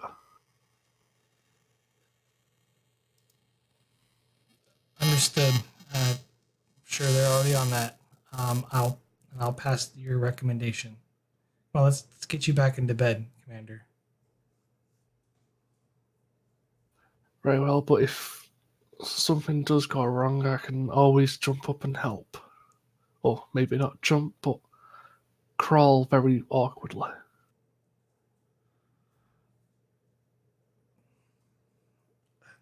Noted, sir. Yeah, and I'll be ushered back to bed so I can write some notes or read up on starships. All right. As we cut back to Starfleet headquarters, you're waiting for your next meeting, Captain Elder, and as soon as you do that, you hear the red alert axons begin to activate at Starfleet headquarters. I look and see if my orders have changed. They have not.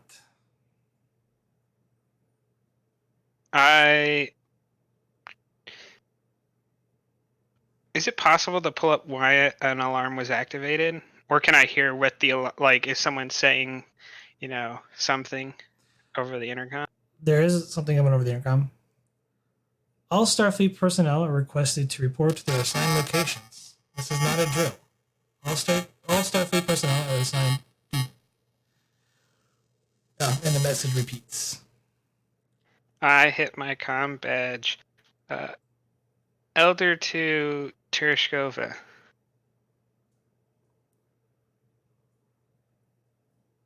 This is Master Chief Wyatt. Well, is this so? Asking an out of character question: is this going to be a someone working on the ship, or did we leave behind at least like one Tereshkova crew member who's in charge of the ship? Essentially, it's Starfleet protocol for all ship personnel to disembark when the ship's being repaired. Okay, then knowing that, then I will not have contacted the ship. Okay. Because I thought I would get at least one crew member. Okay, then I'll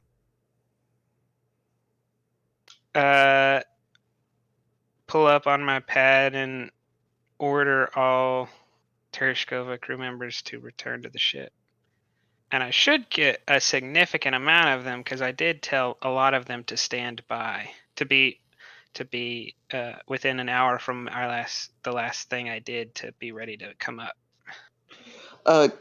Calum is going to look at the captain and go, "Sir, the ship's not going to be ready to leave dock for another 3 weeks." We only need Impulse and about 200 people if this is related to that moon incident to get over there. We don't need the whole crew or the warp core. We probably don't even need phasers. We probably just need transporters to beam people. It's probably just some seismic event or some core meltdown or something like that.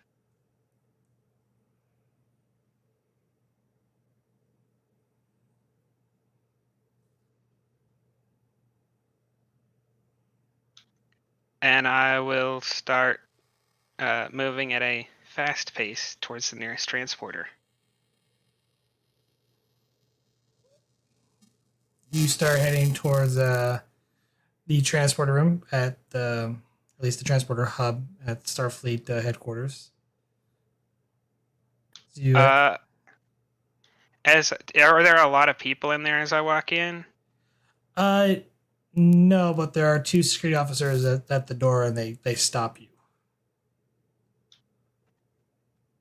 I'm sorry, Captain. No unauthorized transport this time.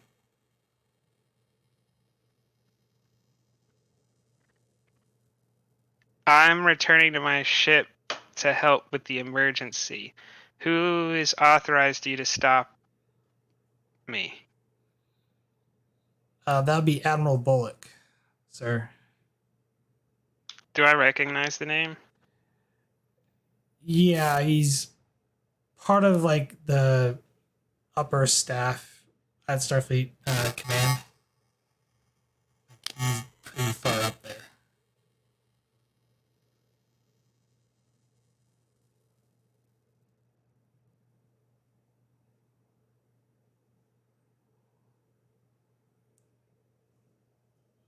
It's like, sorry, sir, we're looking at a possible terrorist incident. You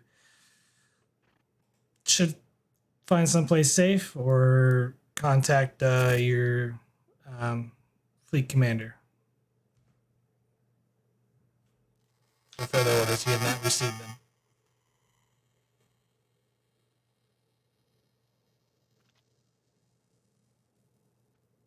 All right, I walk a few feet away. Elder to the Tereshkova.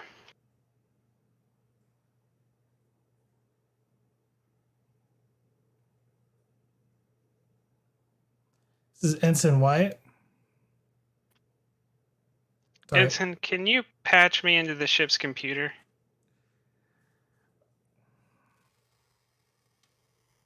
Yeah, I just realized I said Ensign and not Chief.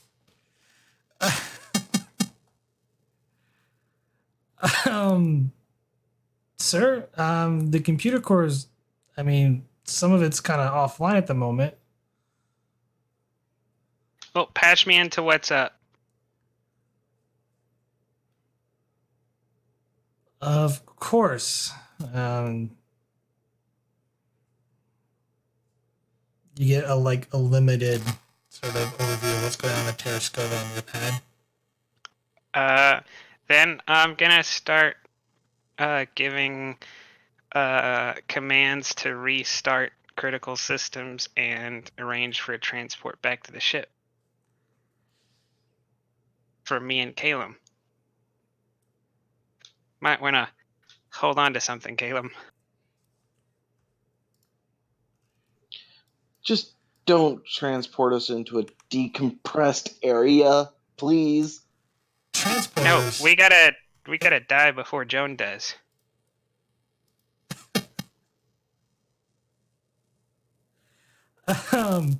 Transporters are offline, and the impulse engines have been taken offline as well. Can I restart them? Like, they're taken apart. Also, if they pulled them offline, if you started them up, there might be people in there. Like in the manifold. Sir, I might have a better idea. What? Is there a way to make it communication appear to be background noise and cut through whatever's going on and get in contact with Lieutenant Wright? Get a first-hand. We don't know that she's. Oh, we do know that she's on She the is moon. on the moon. We do know that.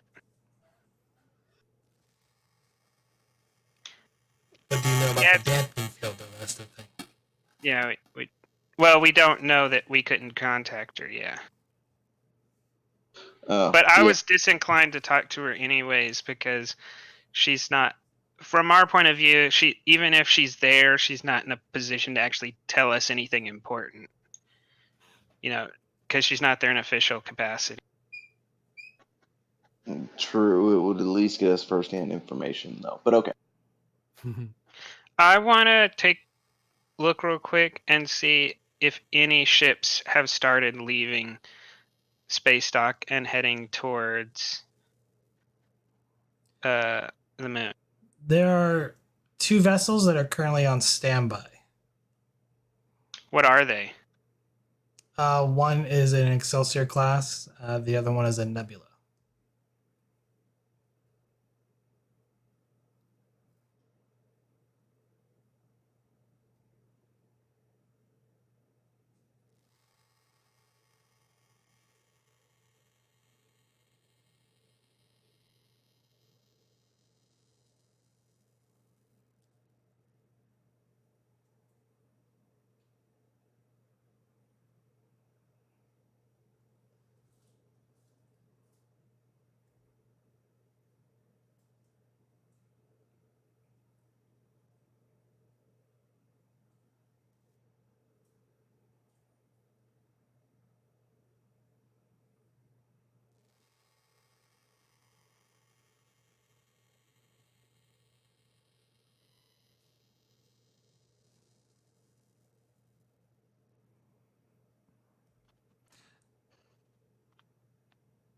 Even if I could get to them, they're going to hassle me about not actually being able to give them orders, which would make that difficult.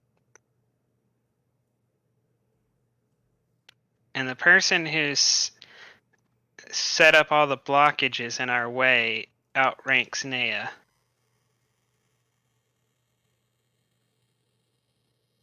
Sounds like we need to talk to Admiral Bollock. No, they're always guilty and involved in what's ever going on. That's probably going to make it worse.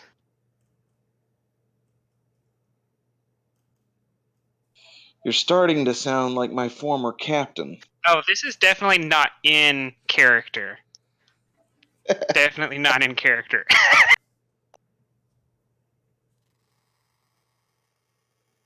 Although, if there's anyone who can get us onto a ship and get that ship to do something that's illegal, it's definitely that person. You think it would be defensible if our attempt to save the planet, the moon, was breaking Star X out of prison? No. All right, then we'll steal a shuttle. Commandeer a shuttle. I turn to Calum. Calum, this doesn't add up. If there's a terrorist attack on the moon and none of our ships are moving, something is incredibly wrong. Do you think you could occupy those security guards?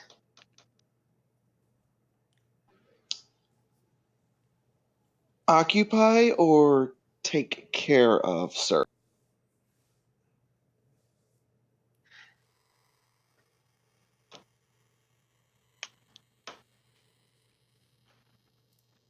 I just need you to get their attention, and I've helped you with consequences before. I wouldn't be too worried about them now.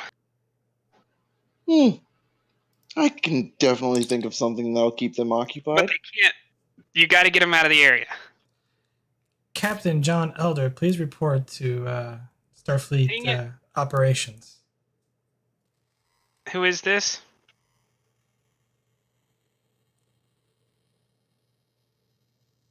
This is Lieutenant Beckett, sir. Please report to under orders by Admiral Naya.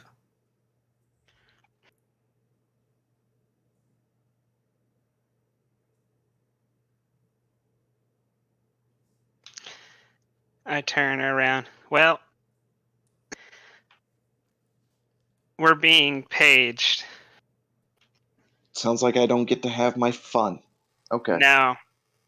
And as I start walking off towards operations, I say, we get to spend another couple of weeks going over if this is really a problem or not before we find out it's an existential threat. And I start walking towards operations.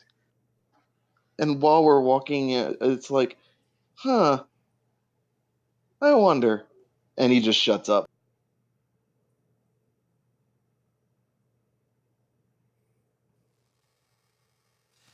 You walk into the operations center here at Starfleet headquarters.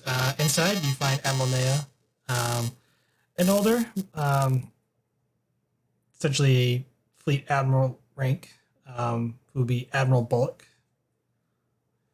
and several other Starfleet captains that are currently in the room.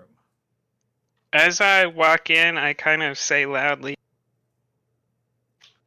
it seems like a lot of people are sitting around on their hands and not doing a whole lot of anything. Does someone have a plan here? Admiral Naya kind of walks over like, John, I suggest you keep your voice down when making comments like that. Oh, I'm sorry. I thought people's lives were at stake. Is it just a routine test? Admiral Bullock kind of straightens like, For your information, Captain, there is a plan in works. However, we have to be delicate with this operation. People's lives are at stake. He kind of looks to an unnamed captain. Motion's like, to bring you up to speed, Captain. Tycho City has been taken over by a terrorist organization calling themselves Terran Prime, a unfortunately legacy terrorist organization from the early days of the Federation. While they haven't made any demands, they have informed us that they currently have all the hostages, or they're taking every single citizen under Tycho City as their hostage. We are still waiting on clear demands for it, but we currently do not wish to make. We did try to send a shuttle team to rescue them, only to meet with phaser fire from the lunar surface.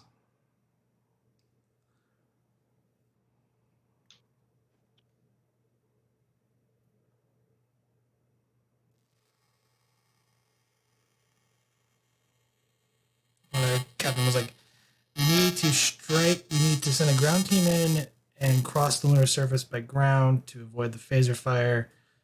Like, no long range, and the other one comes in. They just start arguing about what to do in the handle, and you see Admiral Bullock just kind of rub his forehead in frustration. Gentlemen, Admiral, we have half a dozen ships that can be readied in less than an hour. We can launch a coordinated effort to get all of those ships in orbit of Tycho City in light seconds and start beaming people on board. We should be able to save lots of people, if not get some of the terrorists too. need to remind you that these are Federation citizens we're dealing with, and let alone it's also the President's choice whether or not we launch a full-scale attack. Well, you're not willing to actually give in to their demands, so eventually you're going to have to execute some sort of plan. That's why we're trying Calum just starts mumbling under his breath.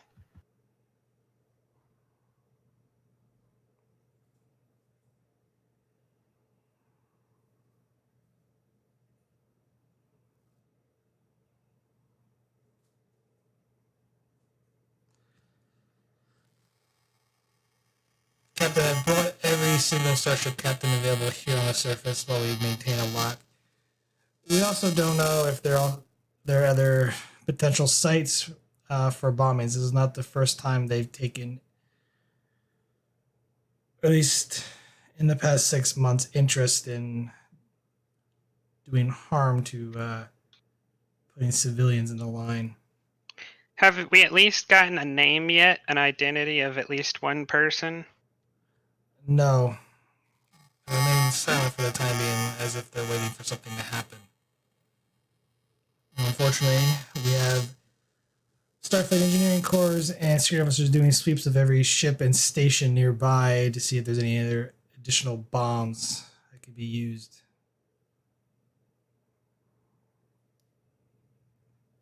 Question for you, Captain. Have you noticed anything out of the ordinary since you've arrived?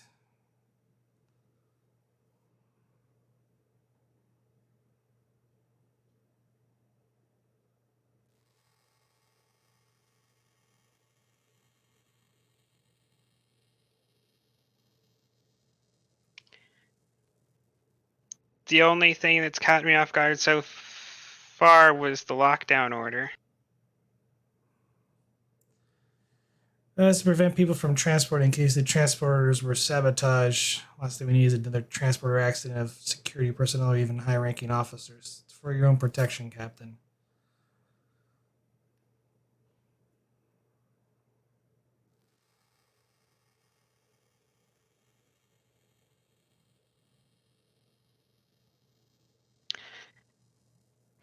Well, thank you for informing me, Admiral.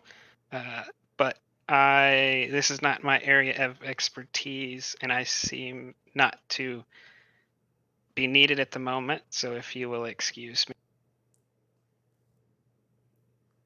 Bullock just looks at Naya as they continue going on trying to discuss a battle strategy. I walk back to Calum.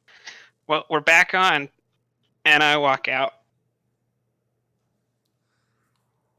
Naya just kind of pauses for a second and then walks over to he's like, Captain, please don't do anything reckless. Last thing I need is this to escalate.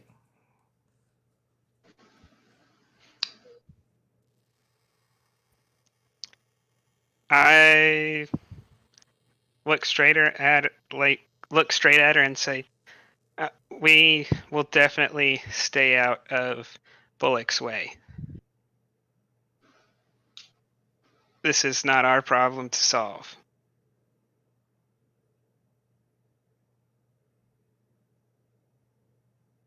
She just kind of gives you a puzzly look, like,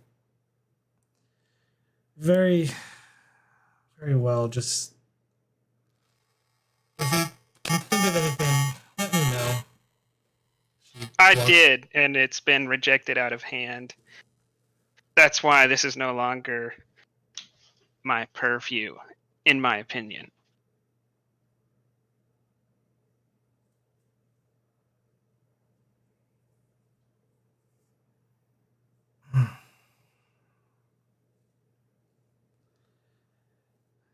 Very well. This is, I would respectfully say, Admiral, that this is different than the last 2 times I've warned you about something. This one probably isn't, unlike the last 2 times.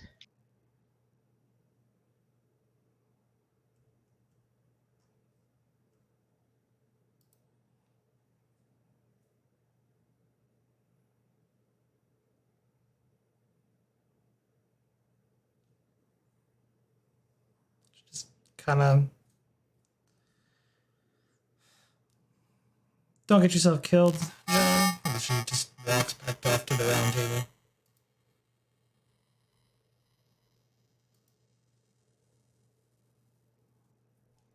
I'm gonna look at the captain and go, did she just sign off on a covert mission? If that's what you heard, that's what you heard.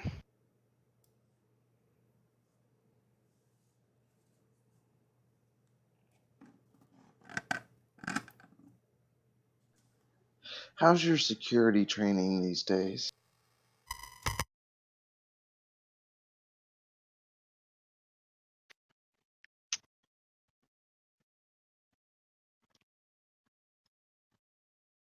I don't think we'll need that, but if I can hold my own.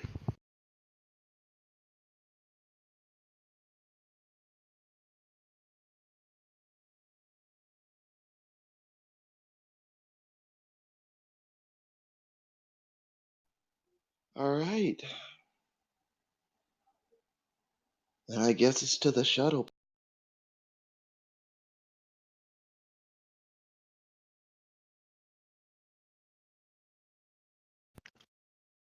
And we'll start heading to a different transporter room. Or that.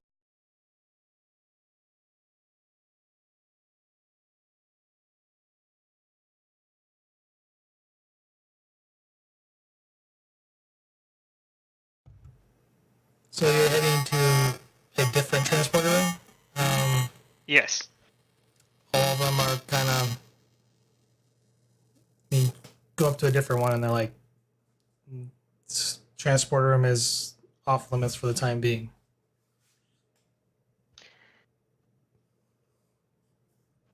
What's the rank? Ensign?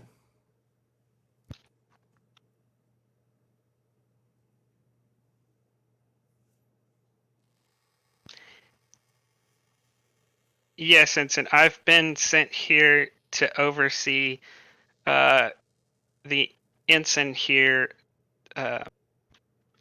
scan and dismantle this transporter to see if it has been sabotaged. If you could keep guard while I watch him investigate, that would be appropriate. Give me a command presence roll. Difficulty 2.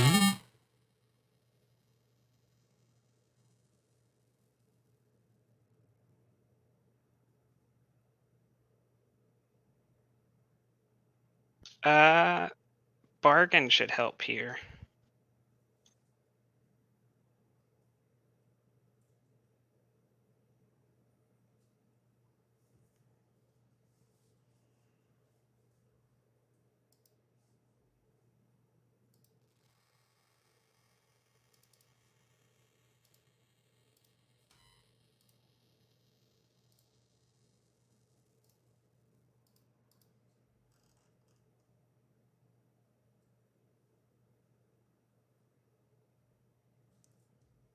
And Okay. I mean you'll accept that?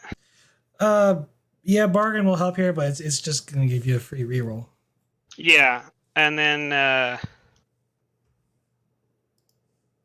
I'll use bold, and I'll roll 3 dice with a focus and persuasion.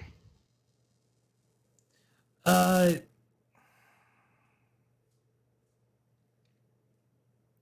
increased complication. Because you are Sure. kind of being deceptive in this. I get 2 rerolls here, so I'll give you 2 more threat for a 4th dice in case we need a little momentum, just to make sure this happens. Oh, and I didn't need any of those rerolls. 3 momentum gained. It's not like there's a downside to giving threat anyways.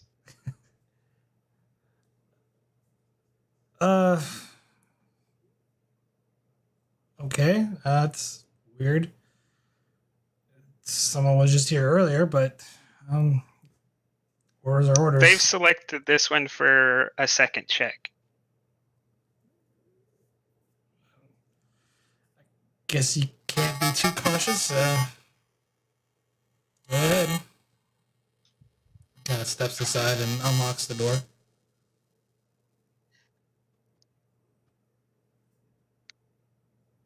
Ensign, you can begin the procedure. I suggest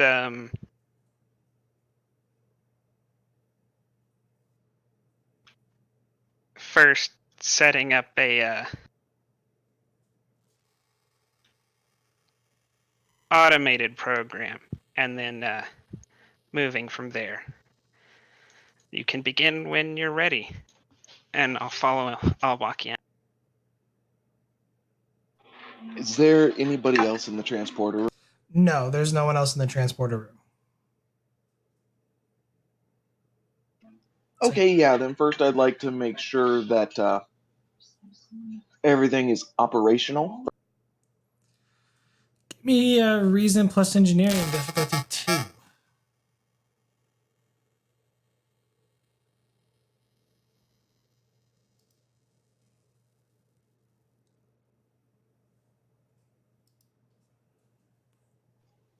I'm gonna buy an extra die with Threat?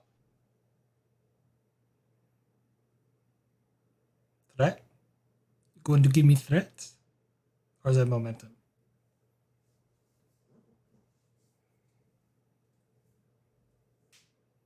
I was gonna give you threat.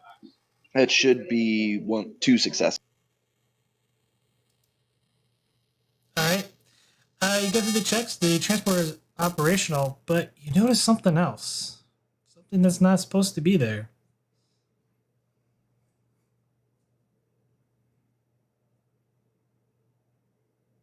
Can I identify it? You certainly can. You realize that this transporter room is set to overload the minute someone is beamed from it.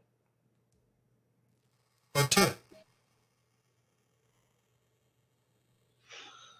Well, sir, looks like we do have a saboteur here. I can override and attempt to reroute. Yeah, try to.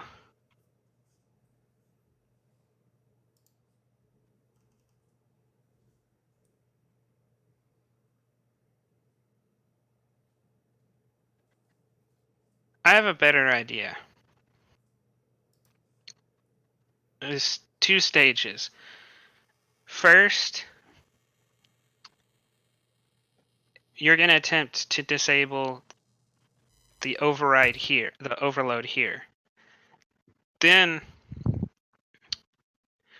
we're going to set a timer to transport out to a shuttle on the Tereshkova. No, it'll have to be. The Tereshkova is inside Earth space dock, isn't it? No, it's in a low orbit dry dock. Okay. Like it's So- being, parts of it's being dismantled. Like parts of the hull have been like disconnected, and because they're doing a lot of patchwork. We'll beam over to one of the Tereshkova's shuttles. And I also want you to set a program to start a complete start of all of the station's subsystems. And we'll announce that someone is trying to sabotage the station once we're on the shuttle. I would recommend that we do that over a private line, possibly with Admiral Nea. Good thinking. Well, let's see what we can do about this, getting this transporter online. Of course, sir. And I will attempt to bypass the overload, like basically undo the program. I will assist.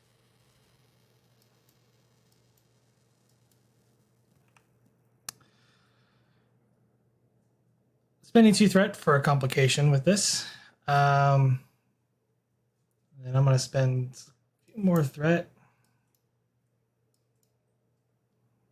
Yeah, why not? Complication range is going to be 4 for this upcoming task. But it's going to be daring plus engineering. Difficulty of 3. Complication range is 4. There is an active complication with this currently that the overload cannot be disengaged unless the transporter systems are taken apart. Like there is a specific component, like one of the EPS relays was like replaced and something else was put in there.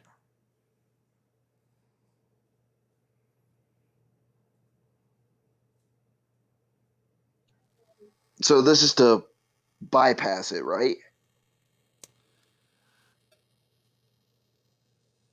You can't really bypass it, but what you could do is you could delay the overload. Okay, yeah, that'll work. Give us enough time to get out of the computer system. Okay. I'll give you 1 threat and spend 2 momentum.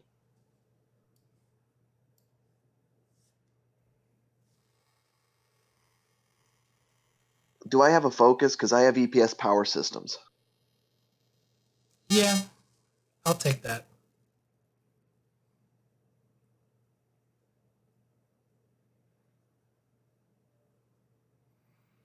Oh boy.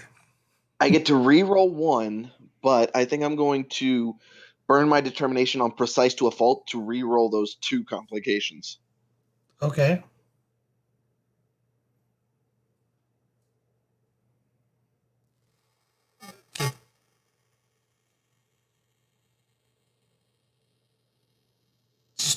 Give me a threat and you spend 2 momentum, so you get 2 momentum back, so you're at 4 still.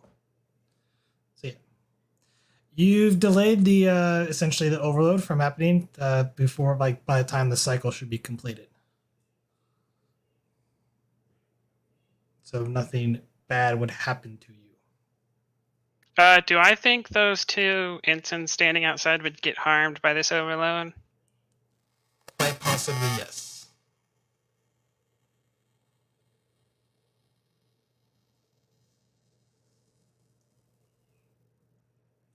All right. Is there like an emergency med kit or something inside the room? Yeah, there is.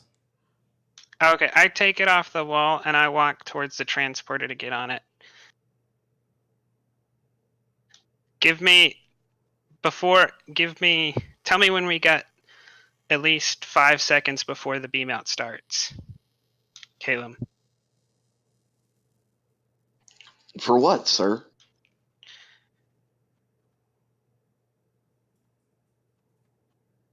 To give those 2 ensigns a chance.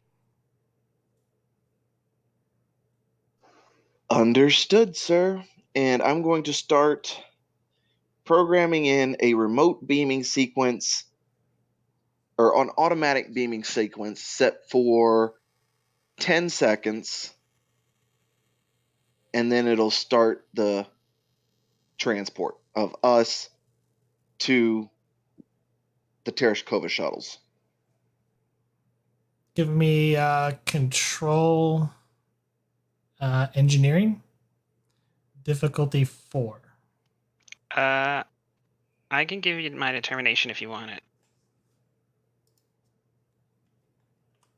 There'll be assist from the actual station, and I'll roll that for you. So don't have a sheet. Determination would be helpful. You got it. Okay, cool. Then in that case, I will spend that determination in precise to a fault. One comes in so handy. I suppose. Need to make stuff that doesn't require precision. I am. And I will spend 2 momentum for an extra die. I do not have a focus in this. You give me 1 threat. Actually, yeah, let's do 1 and 1. Let's do 1 threat, 1 momentum, because I am spending determination. That will allow me. All right, so you're rolling 3. Actually, That's succeeded. 5. 6. No determination chain tonight. So yeah, 2 momentum gained. And I'm assuming you're throwing the Medkit at the door. Yeah. Yes. Give me control security difficulty 2. See. Right when he finishes that, he's gonna stand up next to you and he's counting down. I will 8, 7. I'll spend 3 6. challenge dice in threat for an extra die. 3 challenge dice in stress, I mean. Okay.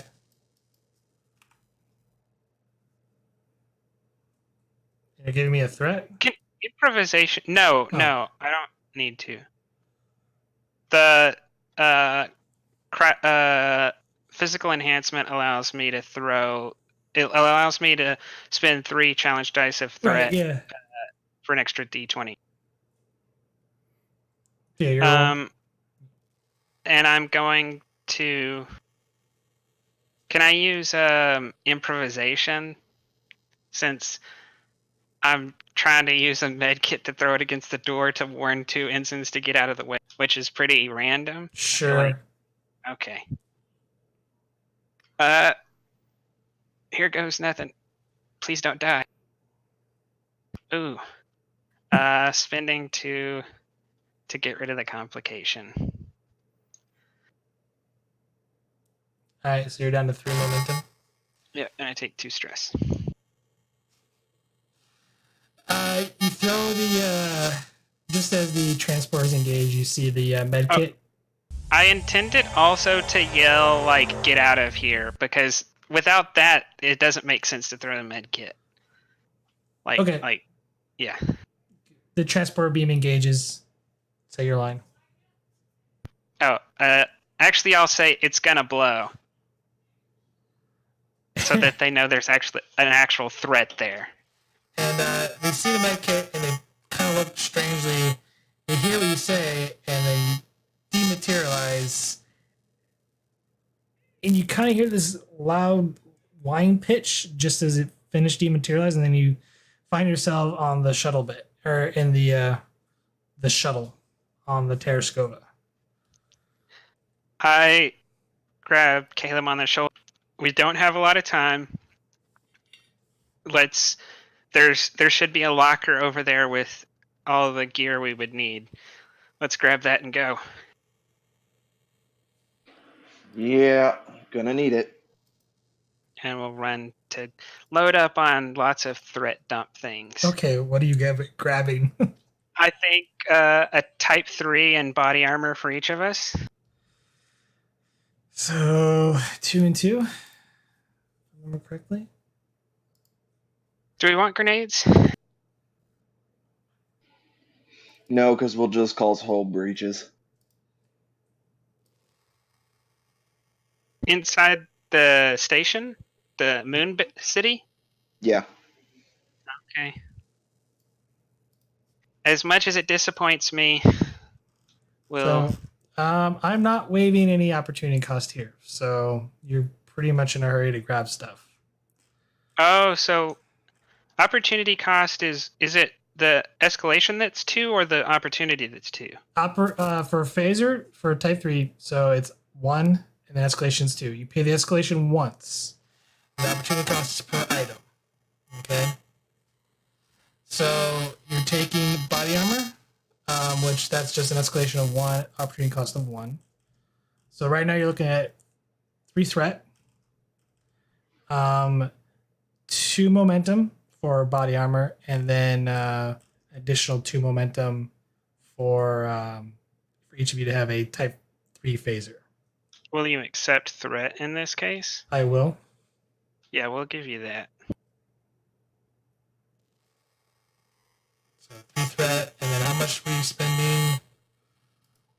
You'll take 1 extra threat because of the.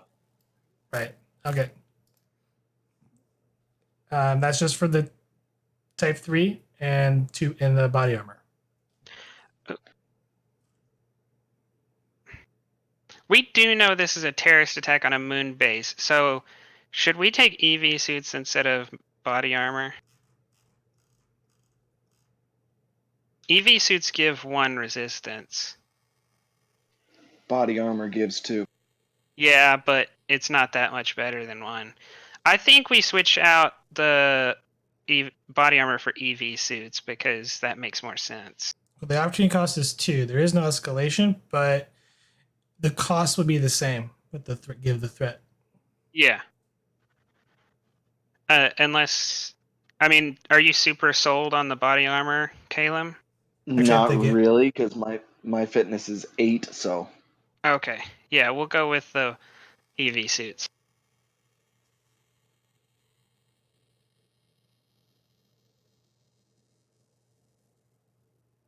I need to take 1 more threat. My math is right. Yeah. Okay, so you have EVA suits, and you have type 2. Two type 3 phaser rifles. Is that it? Yep. All right. Hey, you're think still we- in the shuttle. Got it. Yeah, I think we go to get in the shuttle now. Okay. I'm gonna have to start an automatic decompression cycle of the shuttle bay. Yep, But just if tell we can me record- when you need my command codes. I'll start the pre-flight sequence. Oh, daring engineering difficulty 2. I'll let the computers from computers engineering from the Tereshkova assist. Is this to like open the doors for the This is the- decompression cycle? It is to set an automatic automatic sequence for decompression, so that way he has time to get to the shuttle. So that way he doesn't. Okay. No, computers engineering. Could he be assisted by my presence command since I'm giving him codes?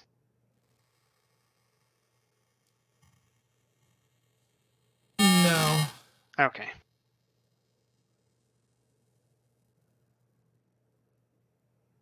Difficulty 2. I want to, but you have so much threat. You know what? Hang it. Take 1. We can't die today if we don't give threat.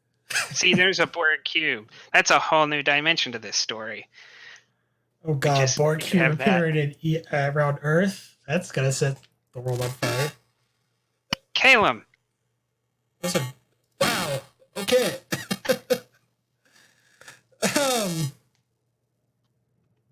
There's a complication. You do succeed. So now it's just me in the shuttle and Calum floating helplessly in space. So you set the automatic sequence. You do succeed, so you do get to the shuttle. However, there definitely warning signs are going off, and it's like someone is alerted fact that this is an unauthorized shuttle launch. Yeah, I kind of figured.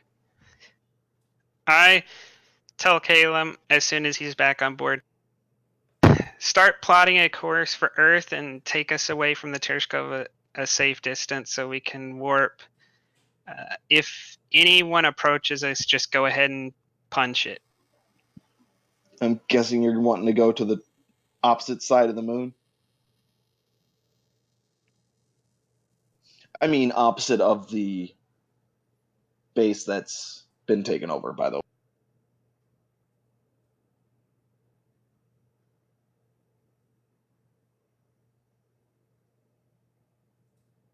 I don't know. I'll let you. We can talk through that one out of character. I was kind of in a mind to just go straight on top of them and beam down. But if you think coming in stealthy is a better option. I mean, we can do that, but they're gonna know something's up. So Real quick though, just to get out of the, I need a daring plus con, assisted by the shuttles engines plus con to get out of there in a hurry. Difficulty of 2.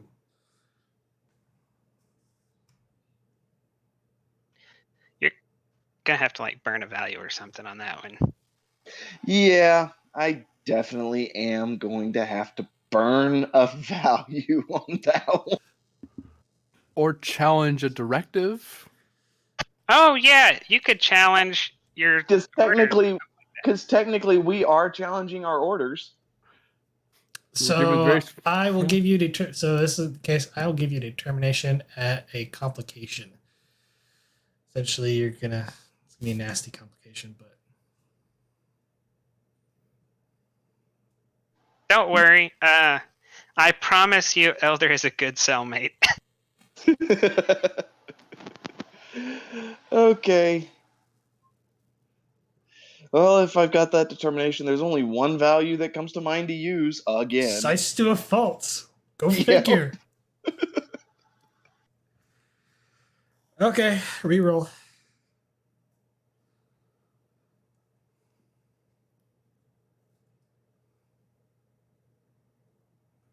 The shuttle will assist with engines con.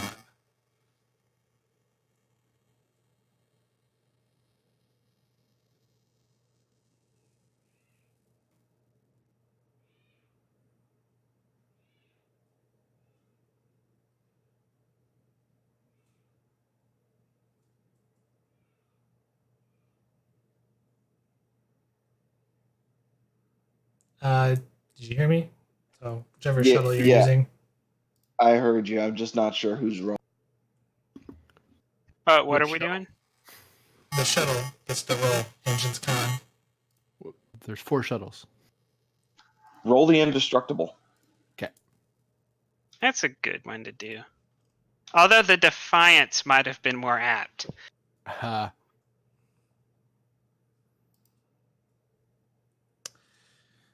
Okay. Yeah. So shuttle gets out there or gets out in a hurry.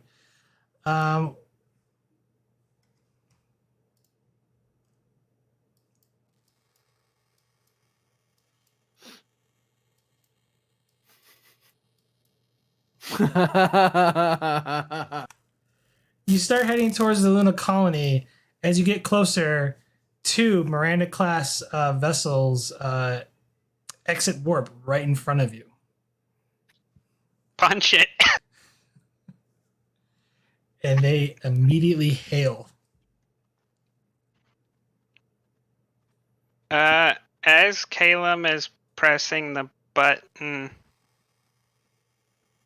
I'll start sending a text to Naya that says, headed to the moon. All of the transporters on the station and likely more subsystems are being bugged are rigged for destruction. Give me control or daring engineering. Difficulty 2 to create that advantage. I'm assuming you're encrypting it to her. That is a good idea.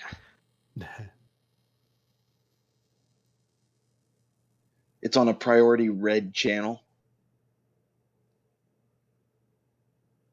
Shuttle assist with communications plus Sure. engineering. Sure. Yeah. You said want it? difficulty 2? It is difficulty 2 because I'm classifying it as an advantage for you guys.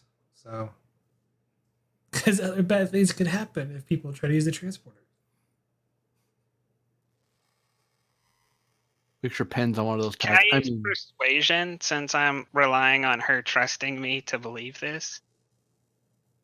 Sure.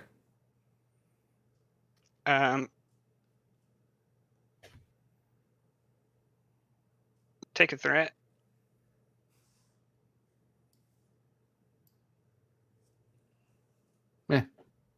Get a momentum. But yeah, the 2 Miranda ships are hailing the shuttle. And let's open it if you want to hear it. Go, Kayla. Go.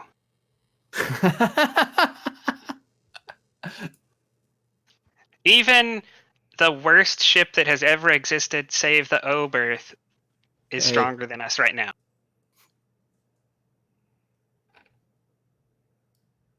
Should I roll a control con? So yeah, how do you want to do this? Are you wanting, because we're going to like starship combat here. Oh, I don't think they're worried about the Miranda catching up to them at the moon. I don't think they're. Well, it's just, you know, they do get to go first. It just depends on what they wish to do, like maybe evasive maneuvers, or something along those lines. Go to warp. We literally cannot do anything against them. We have to leave. Yeah, Can we beam to the moon from here? Not I never thought about that.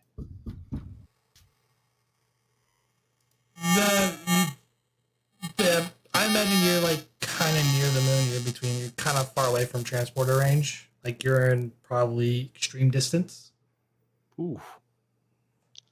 Yeah, then, because we're gonna need to go to warp to get to get from extreme to close. Ooh. Yeah. Yeah, so let's go to warp. How much power does the shuttle have? 4.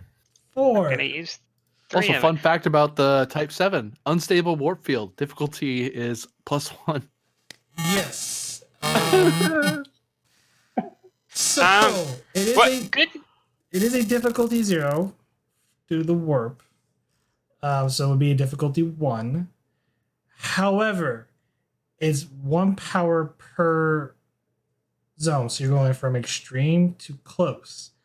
That's a power requirement of 3, I think. 3. Yes. Yeah, we do it. And then I'll go ahead and pre-register that we're going to keep the advantage with the momentum we gain because Calum is going to get momentum.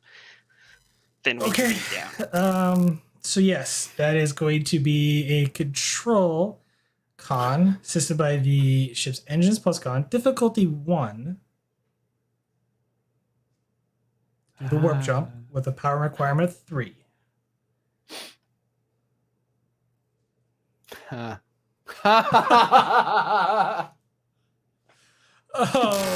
the luck. He really did overcome Michelson, didn't he? That is He really just did. 2 natural. That is 3 natural ones, guys. Ladies and gentlemen, this is a first. This is a first. We won. Dice have been weighted. 5 momentum gained. You're currently capped at 6. The shuttle warp jumps into close range above Tycho City. 2 momentum to keep the turn. Okay. So you're gonna do a transporter roll. This is going to be. I'm going to spend some threat because you're doing this in a hurry. So why not? Difficulty 4, complication range 2. Control plus engineering assisted by the shuttles. Sensors engineering. Sensors engineering. Do you need determination, Calum? Or Oh, was that a direct to go to warp from you? if I'm allowed to direct, then I'll just direct you to. I didn't direct last time, but if You didn't I'm direct. allowed to direct, You can I direct. can't. Yeah, because we're in combat. Then I'm gonna direct him to beam us. Okay. Okay. Like I said, Okay. it's a difficulty 4. Complication range is 2. 2. It's control engineering, assisted by these shuttles. Sensors engineering. Well, I'm And gonna. power requirement of 1. Don't worry, you're I'm not glad- getting the shuttle back. Well, I'm going to increase your threat by a bunch. I am down to 2, so I could use some more threat. Yeah, take 6. Mucho gracias.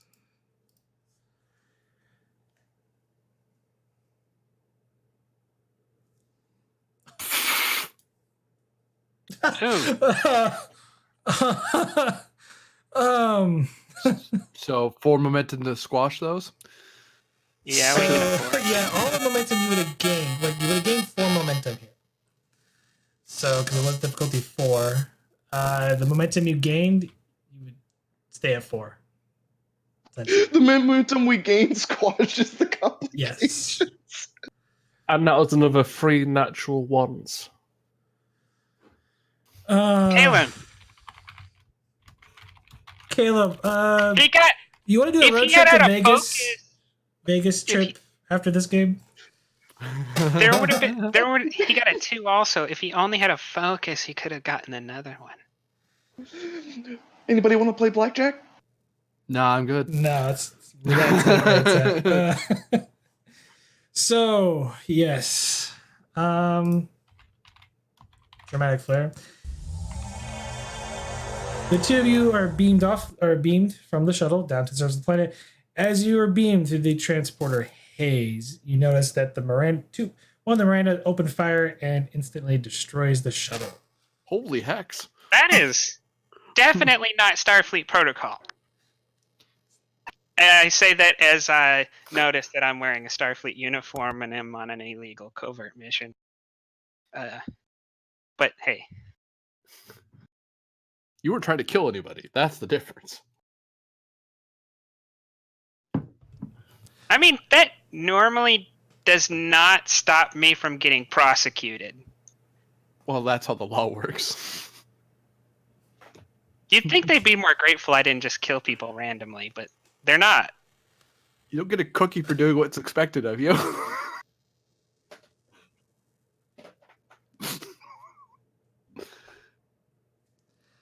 I'm good. Captain Calum, you beam down to the city. You find that there are people and they're kind of leaning on the ground or leaning near each other as they seem kind of woozy or out of it, and some of them look like they're unconscious. Do I see anyone with weapons? You do not. Calum, see if you can activate external force fields. These people look like they're oxygen deprived. Might be better to do a check of the subsystems, actually. Looks like. I'm guessing that the red lights are on in the transporter room. You're not in the transporter. You're like in the promenade section of the city. Oh, well, I'm guessing that the red lights are on there. Yeah, there's red lights. From what you can tell, as you look around, you actually do see a hull breach through one of the glass canopies. It does appear like there's a force field active. See the haze of it. With my engineering knowledge, can I reason that the station is running on emergency power? Potentially.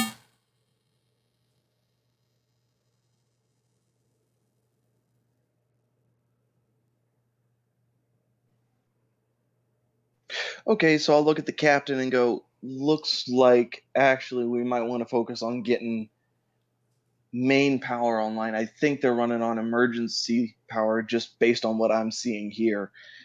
Let's That head will to. fix. Let's go to operations first. We can try to get a grasp of the situation from there, and maybe we can start main power from there. Possibly. And I start moving super tactically towards operations.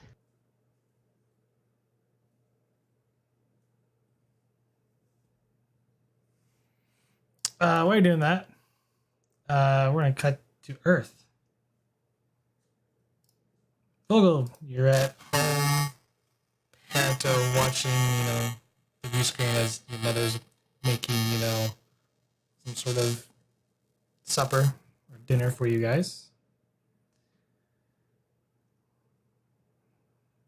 You see a lot of events, transpire on the view screen, including, as you see the bold words, a possible terrorist attack from organization known as Terra Prime. And appears that two Starfleet Marina class vessels just opened fire on something near Luna.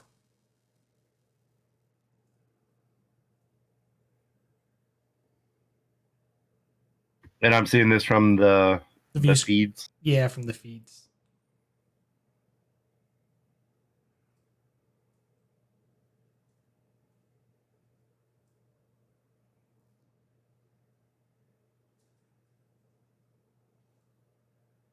I think at this point I will try to contact my captain.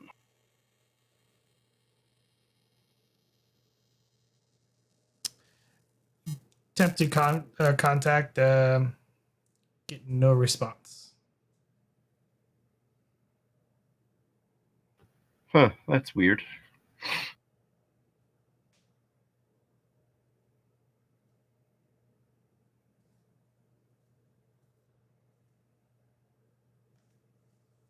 I will try the XO as well.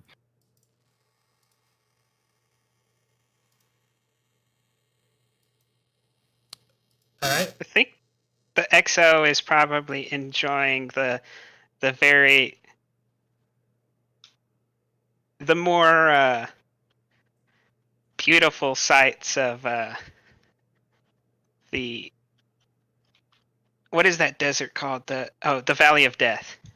He's out just having a good time in the Valley of Death. Okay. He's on a excursion into a very hot climate area on Earth. Got it.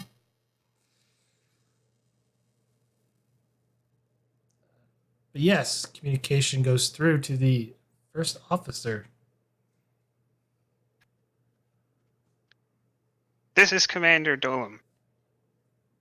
Commander, have you been watching the news feeds? No, I've attempted to cut myself off from such things as I enjoy a most beneficial excursion into a more natural setting than a starship. It looks like there's a terrorist attack on one of the lunar, and it looks like some ships are being engaged. I'm just looking for if you've heard anything. I have not heard back from the. Have you attempted to contact the captain? I have, Commander. I did notice that I received a communication to stand by in case we needed to be recalled, but I had not heard anything. I will attempt to communicate with the captain and Admiral Nea. You should return to the Tereshkova. Yes, Commander.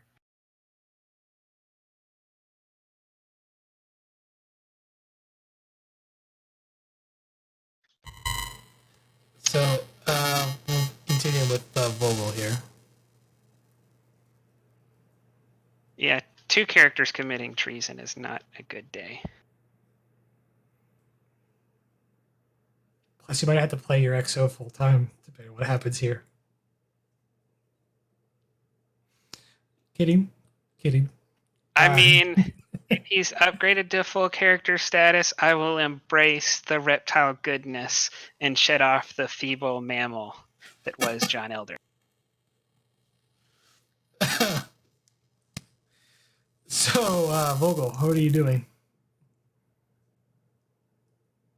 I will let my parents know that I have to check something back on the ship, and I will return shortly. And I will request a beam up.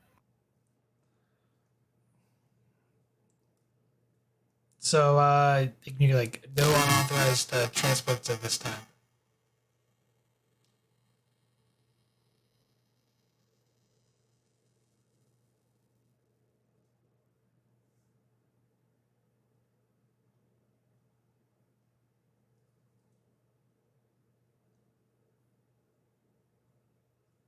Like the person in charge of the Tereshkova is like, sorry, Lieutenant, can't beam you aboard right now. We're still conducting our repairs. Tereshkova is not really going anywhere, though. We just did have a unauthorized shuttle launch, so the ship's under lockdown. Do you know who launched from the ship? No idea. We just know there was an unauthorized launch. It's someone transported directly into it. Did get word though that there was some sort of bombing incident at the Starfleet Command headquarters in their transporter hub. So ESD and the space docks are in lockdown. For the time being, yes. Right. Thank you. And I will relay that to the commander.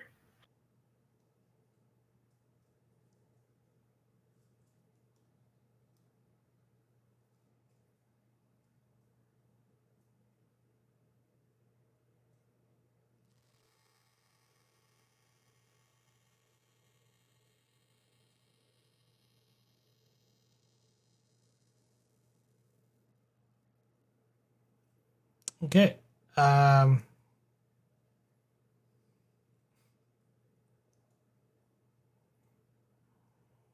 So, first officer, what are you doing since you just got told by Lieutenant Vogel that Tereshkova was on lockdown?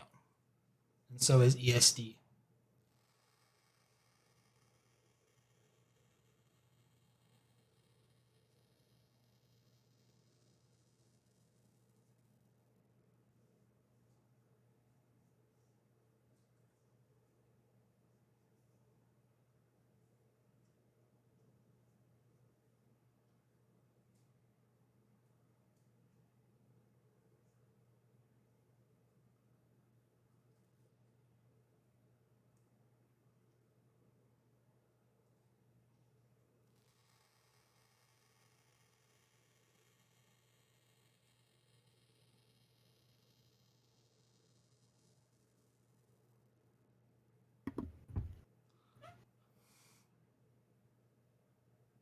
Okay.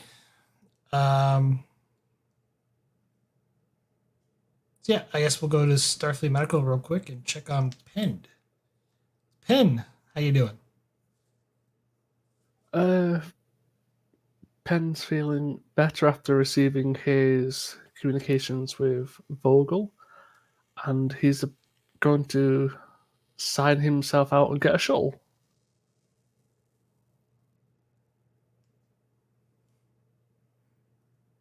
So you okay? You forcibly discharge yourself. Got it.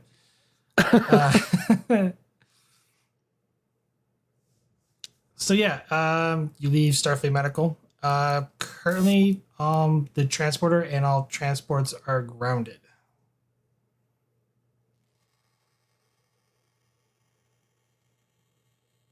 What, including all shuttles? Including all shuttles. So is that all shuttles for Earth-based travel or all shuttles full stop? All shuttles within the system.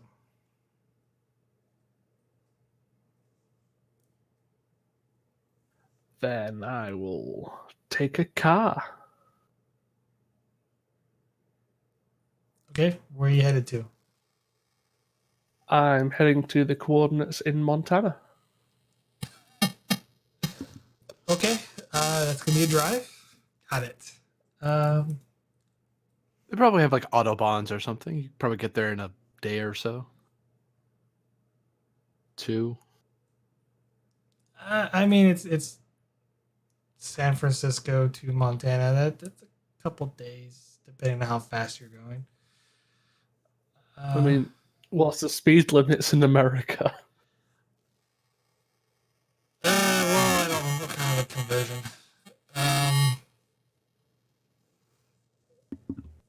It's not too bad. About 19-hour, 25-minute drive by current speed limits and technology.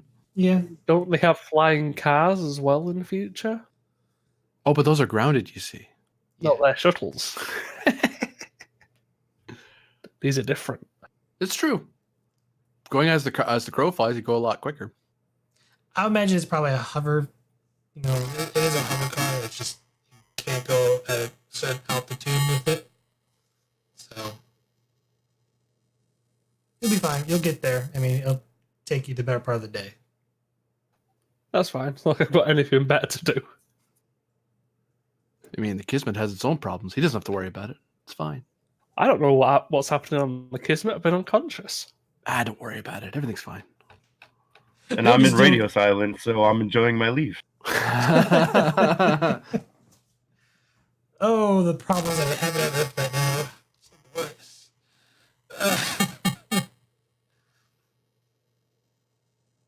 So yeah, Penn's off to Montana. Vogel is joining our shore leave. Well, technically, Penn's joining Vogel in Montana. Right. Okay. There's like, y'all are gonna like double the population.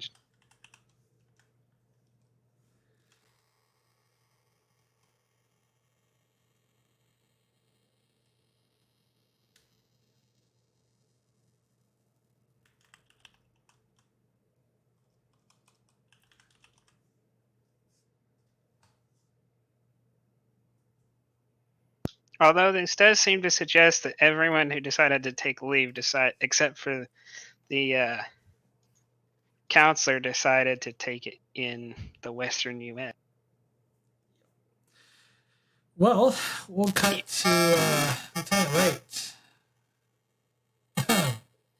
So you made it to the workshop with your friend Danielle.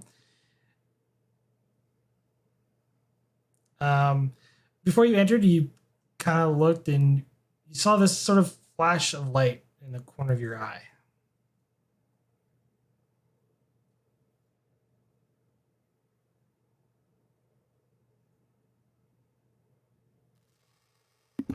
I'm gonna flatten Daniella against like a wall or like trying to avoid whatever that is and try to look in that direction. Okay.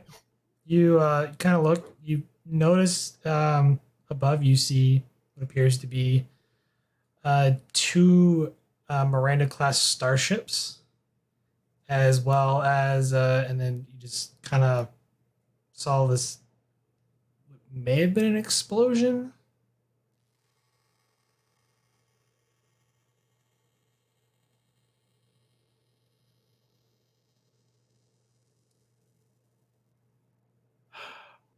I start rushing my friend into the buildings so we have cover in case the debris starts raining down on the city. Okay. Quick question. Has it been a new scene since I last got stressed out? No. Of course not. Every time I've kind of switched scenes, it doesn't have no momentum. So. Did you say we've gone to a new scene? No, not since the transport. So Oh, did we go to one after the transport though? no, it was Okay. before. I was trying to decide if I get my stress back or not. No, not yet. So,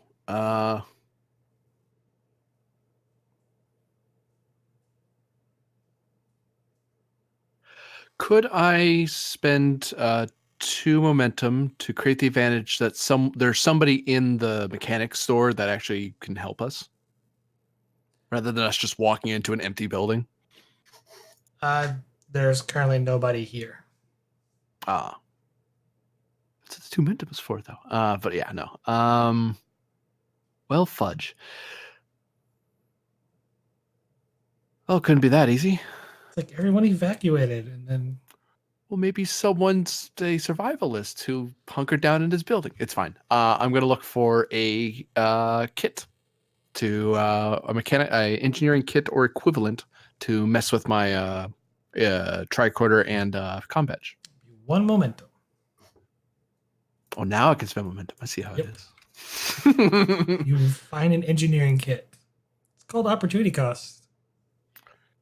Yeah.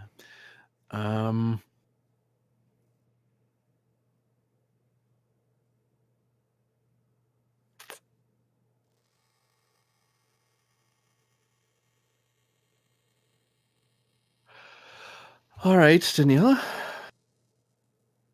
Let's set up over here. And what I'm going to do, actually, before I get too well set up into my workstation, I'm going to lock the door. Okay. Control. Like mechanical rather than electrical. Okay. Daring plus engineering difficulty 2. Or 2 momentum. I'll burn the 2 momentum. Okay. You mechanically seal the door. Right. And now I'm gonna, with the help of my friend Daniella, I'm gonna try to combine the comm badge with my tricorder and try to get a signal out to someone not in the city, because I don't want to accidentally talk to the hijackers.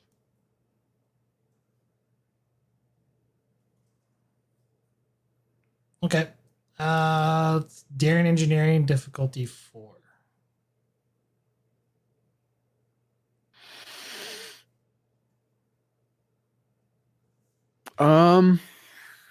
Complication range of 3.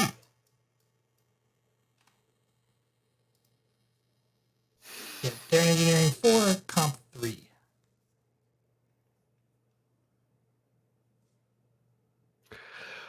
What's my friend Daniella's dice pool if she was doing this? I'm sitting at a 12. It's probably the same. All right. Probably doesn't have a focus like you, because both of Like, you are I not have a engineers. focus. You're a doctor. She's a doctor, but different kind of doctor. A scientist and a Yeah. counselor trying to engineer something. So what I'm going to do, hilariously, is I'm going to give some positive reinforcement to my friend and convince her that she can do this. And I'm going to assist her. Okay. Although let's see if I can pull off this presence medicine difficulty 3 task. Yes. Fudge muffin in a horse cart. I would for this check, could I lean into neuropsychology or stress disorders to try to keep, mainly it's not so much appealing to her sense of, like, because I know she's an engineer and filling her with that is not helpful, but telling her no, but between you and me, we can do this. All you have to do is be calm, work methodically, and you can do this.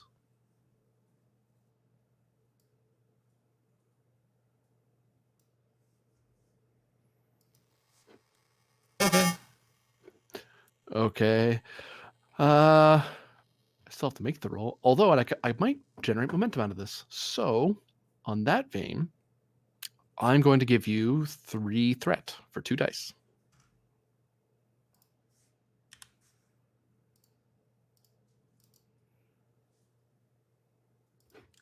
Get 2 momentum.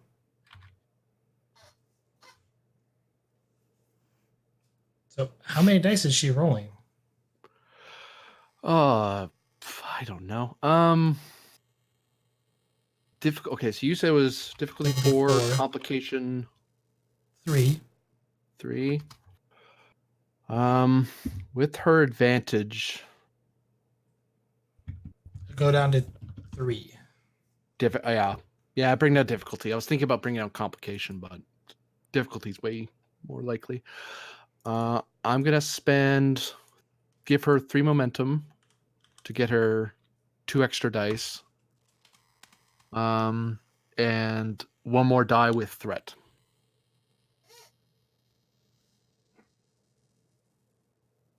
She rolling 3 dice?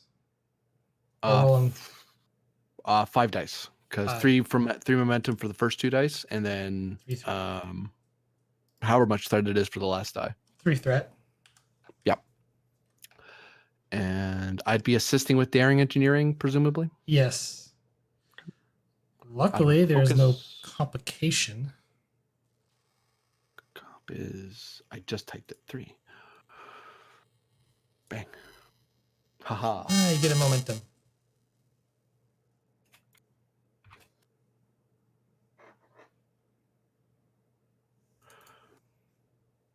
All right. I So think that's how you do it in training. you create between the two of you, you create a coordinate the comm badge to work beyond the range through the dampening field.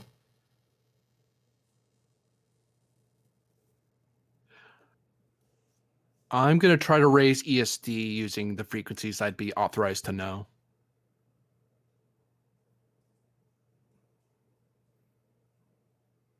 Okay.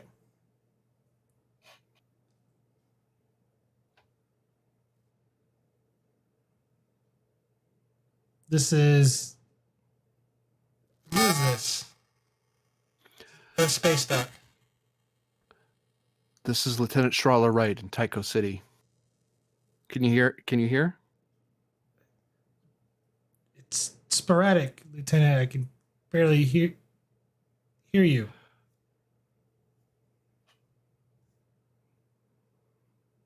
Dampening field in the city. Hijackers have seized the city and are holding citizens hostage. Life support is not at full operation. There's a breach in the city shielding. Force field is up, however, there is no communication and lack of computer access. Please advise. Could you repeat that? Lieutenant, you're breaking up. Could you please repeat your message? And she starts repeating it like 2 or 3 times to make sure, because she knows she's probably having a hard time being heard.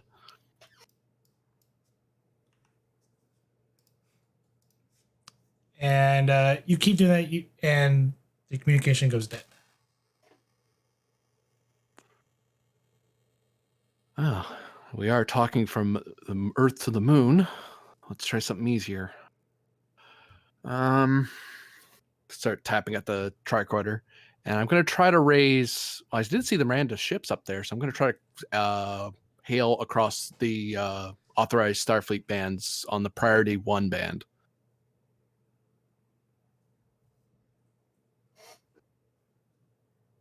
All right. What? They're Starfleet ships. They're supposed to be friendly.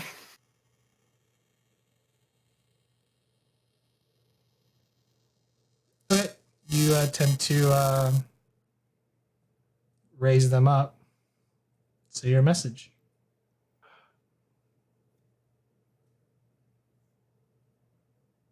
Tycho City to Miranda class, please respond.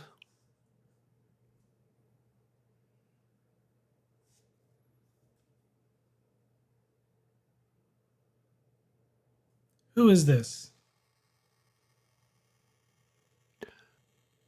Lieutenant Wright of USS Tereshkova. Who am I speaking with?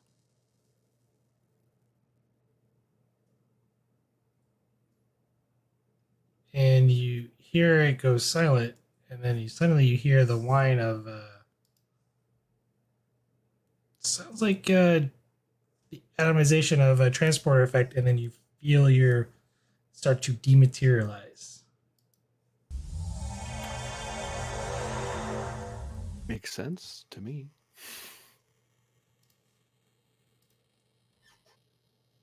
And with that, I think we'll put this to be continued.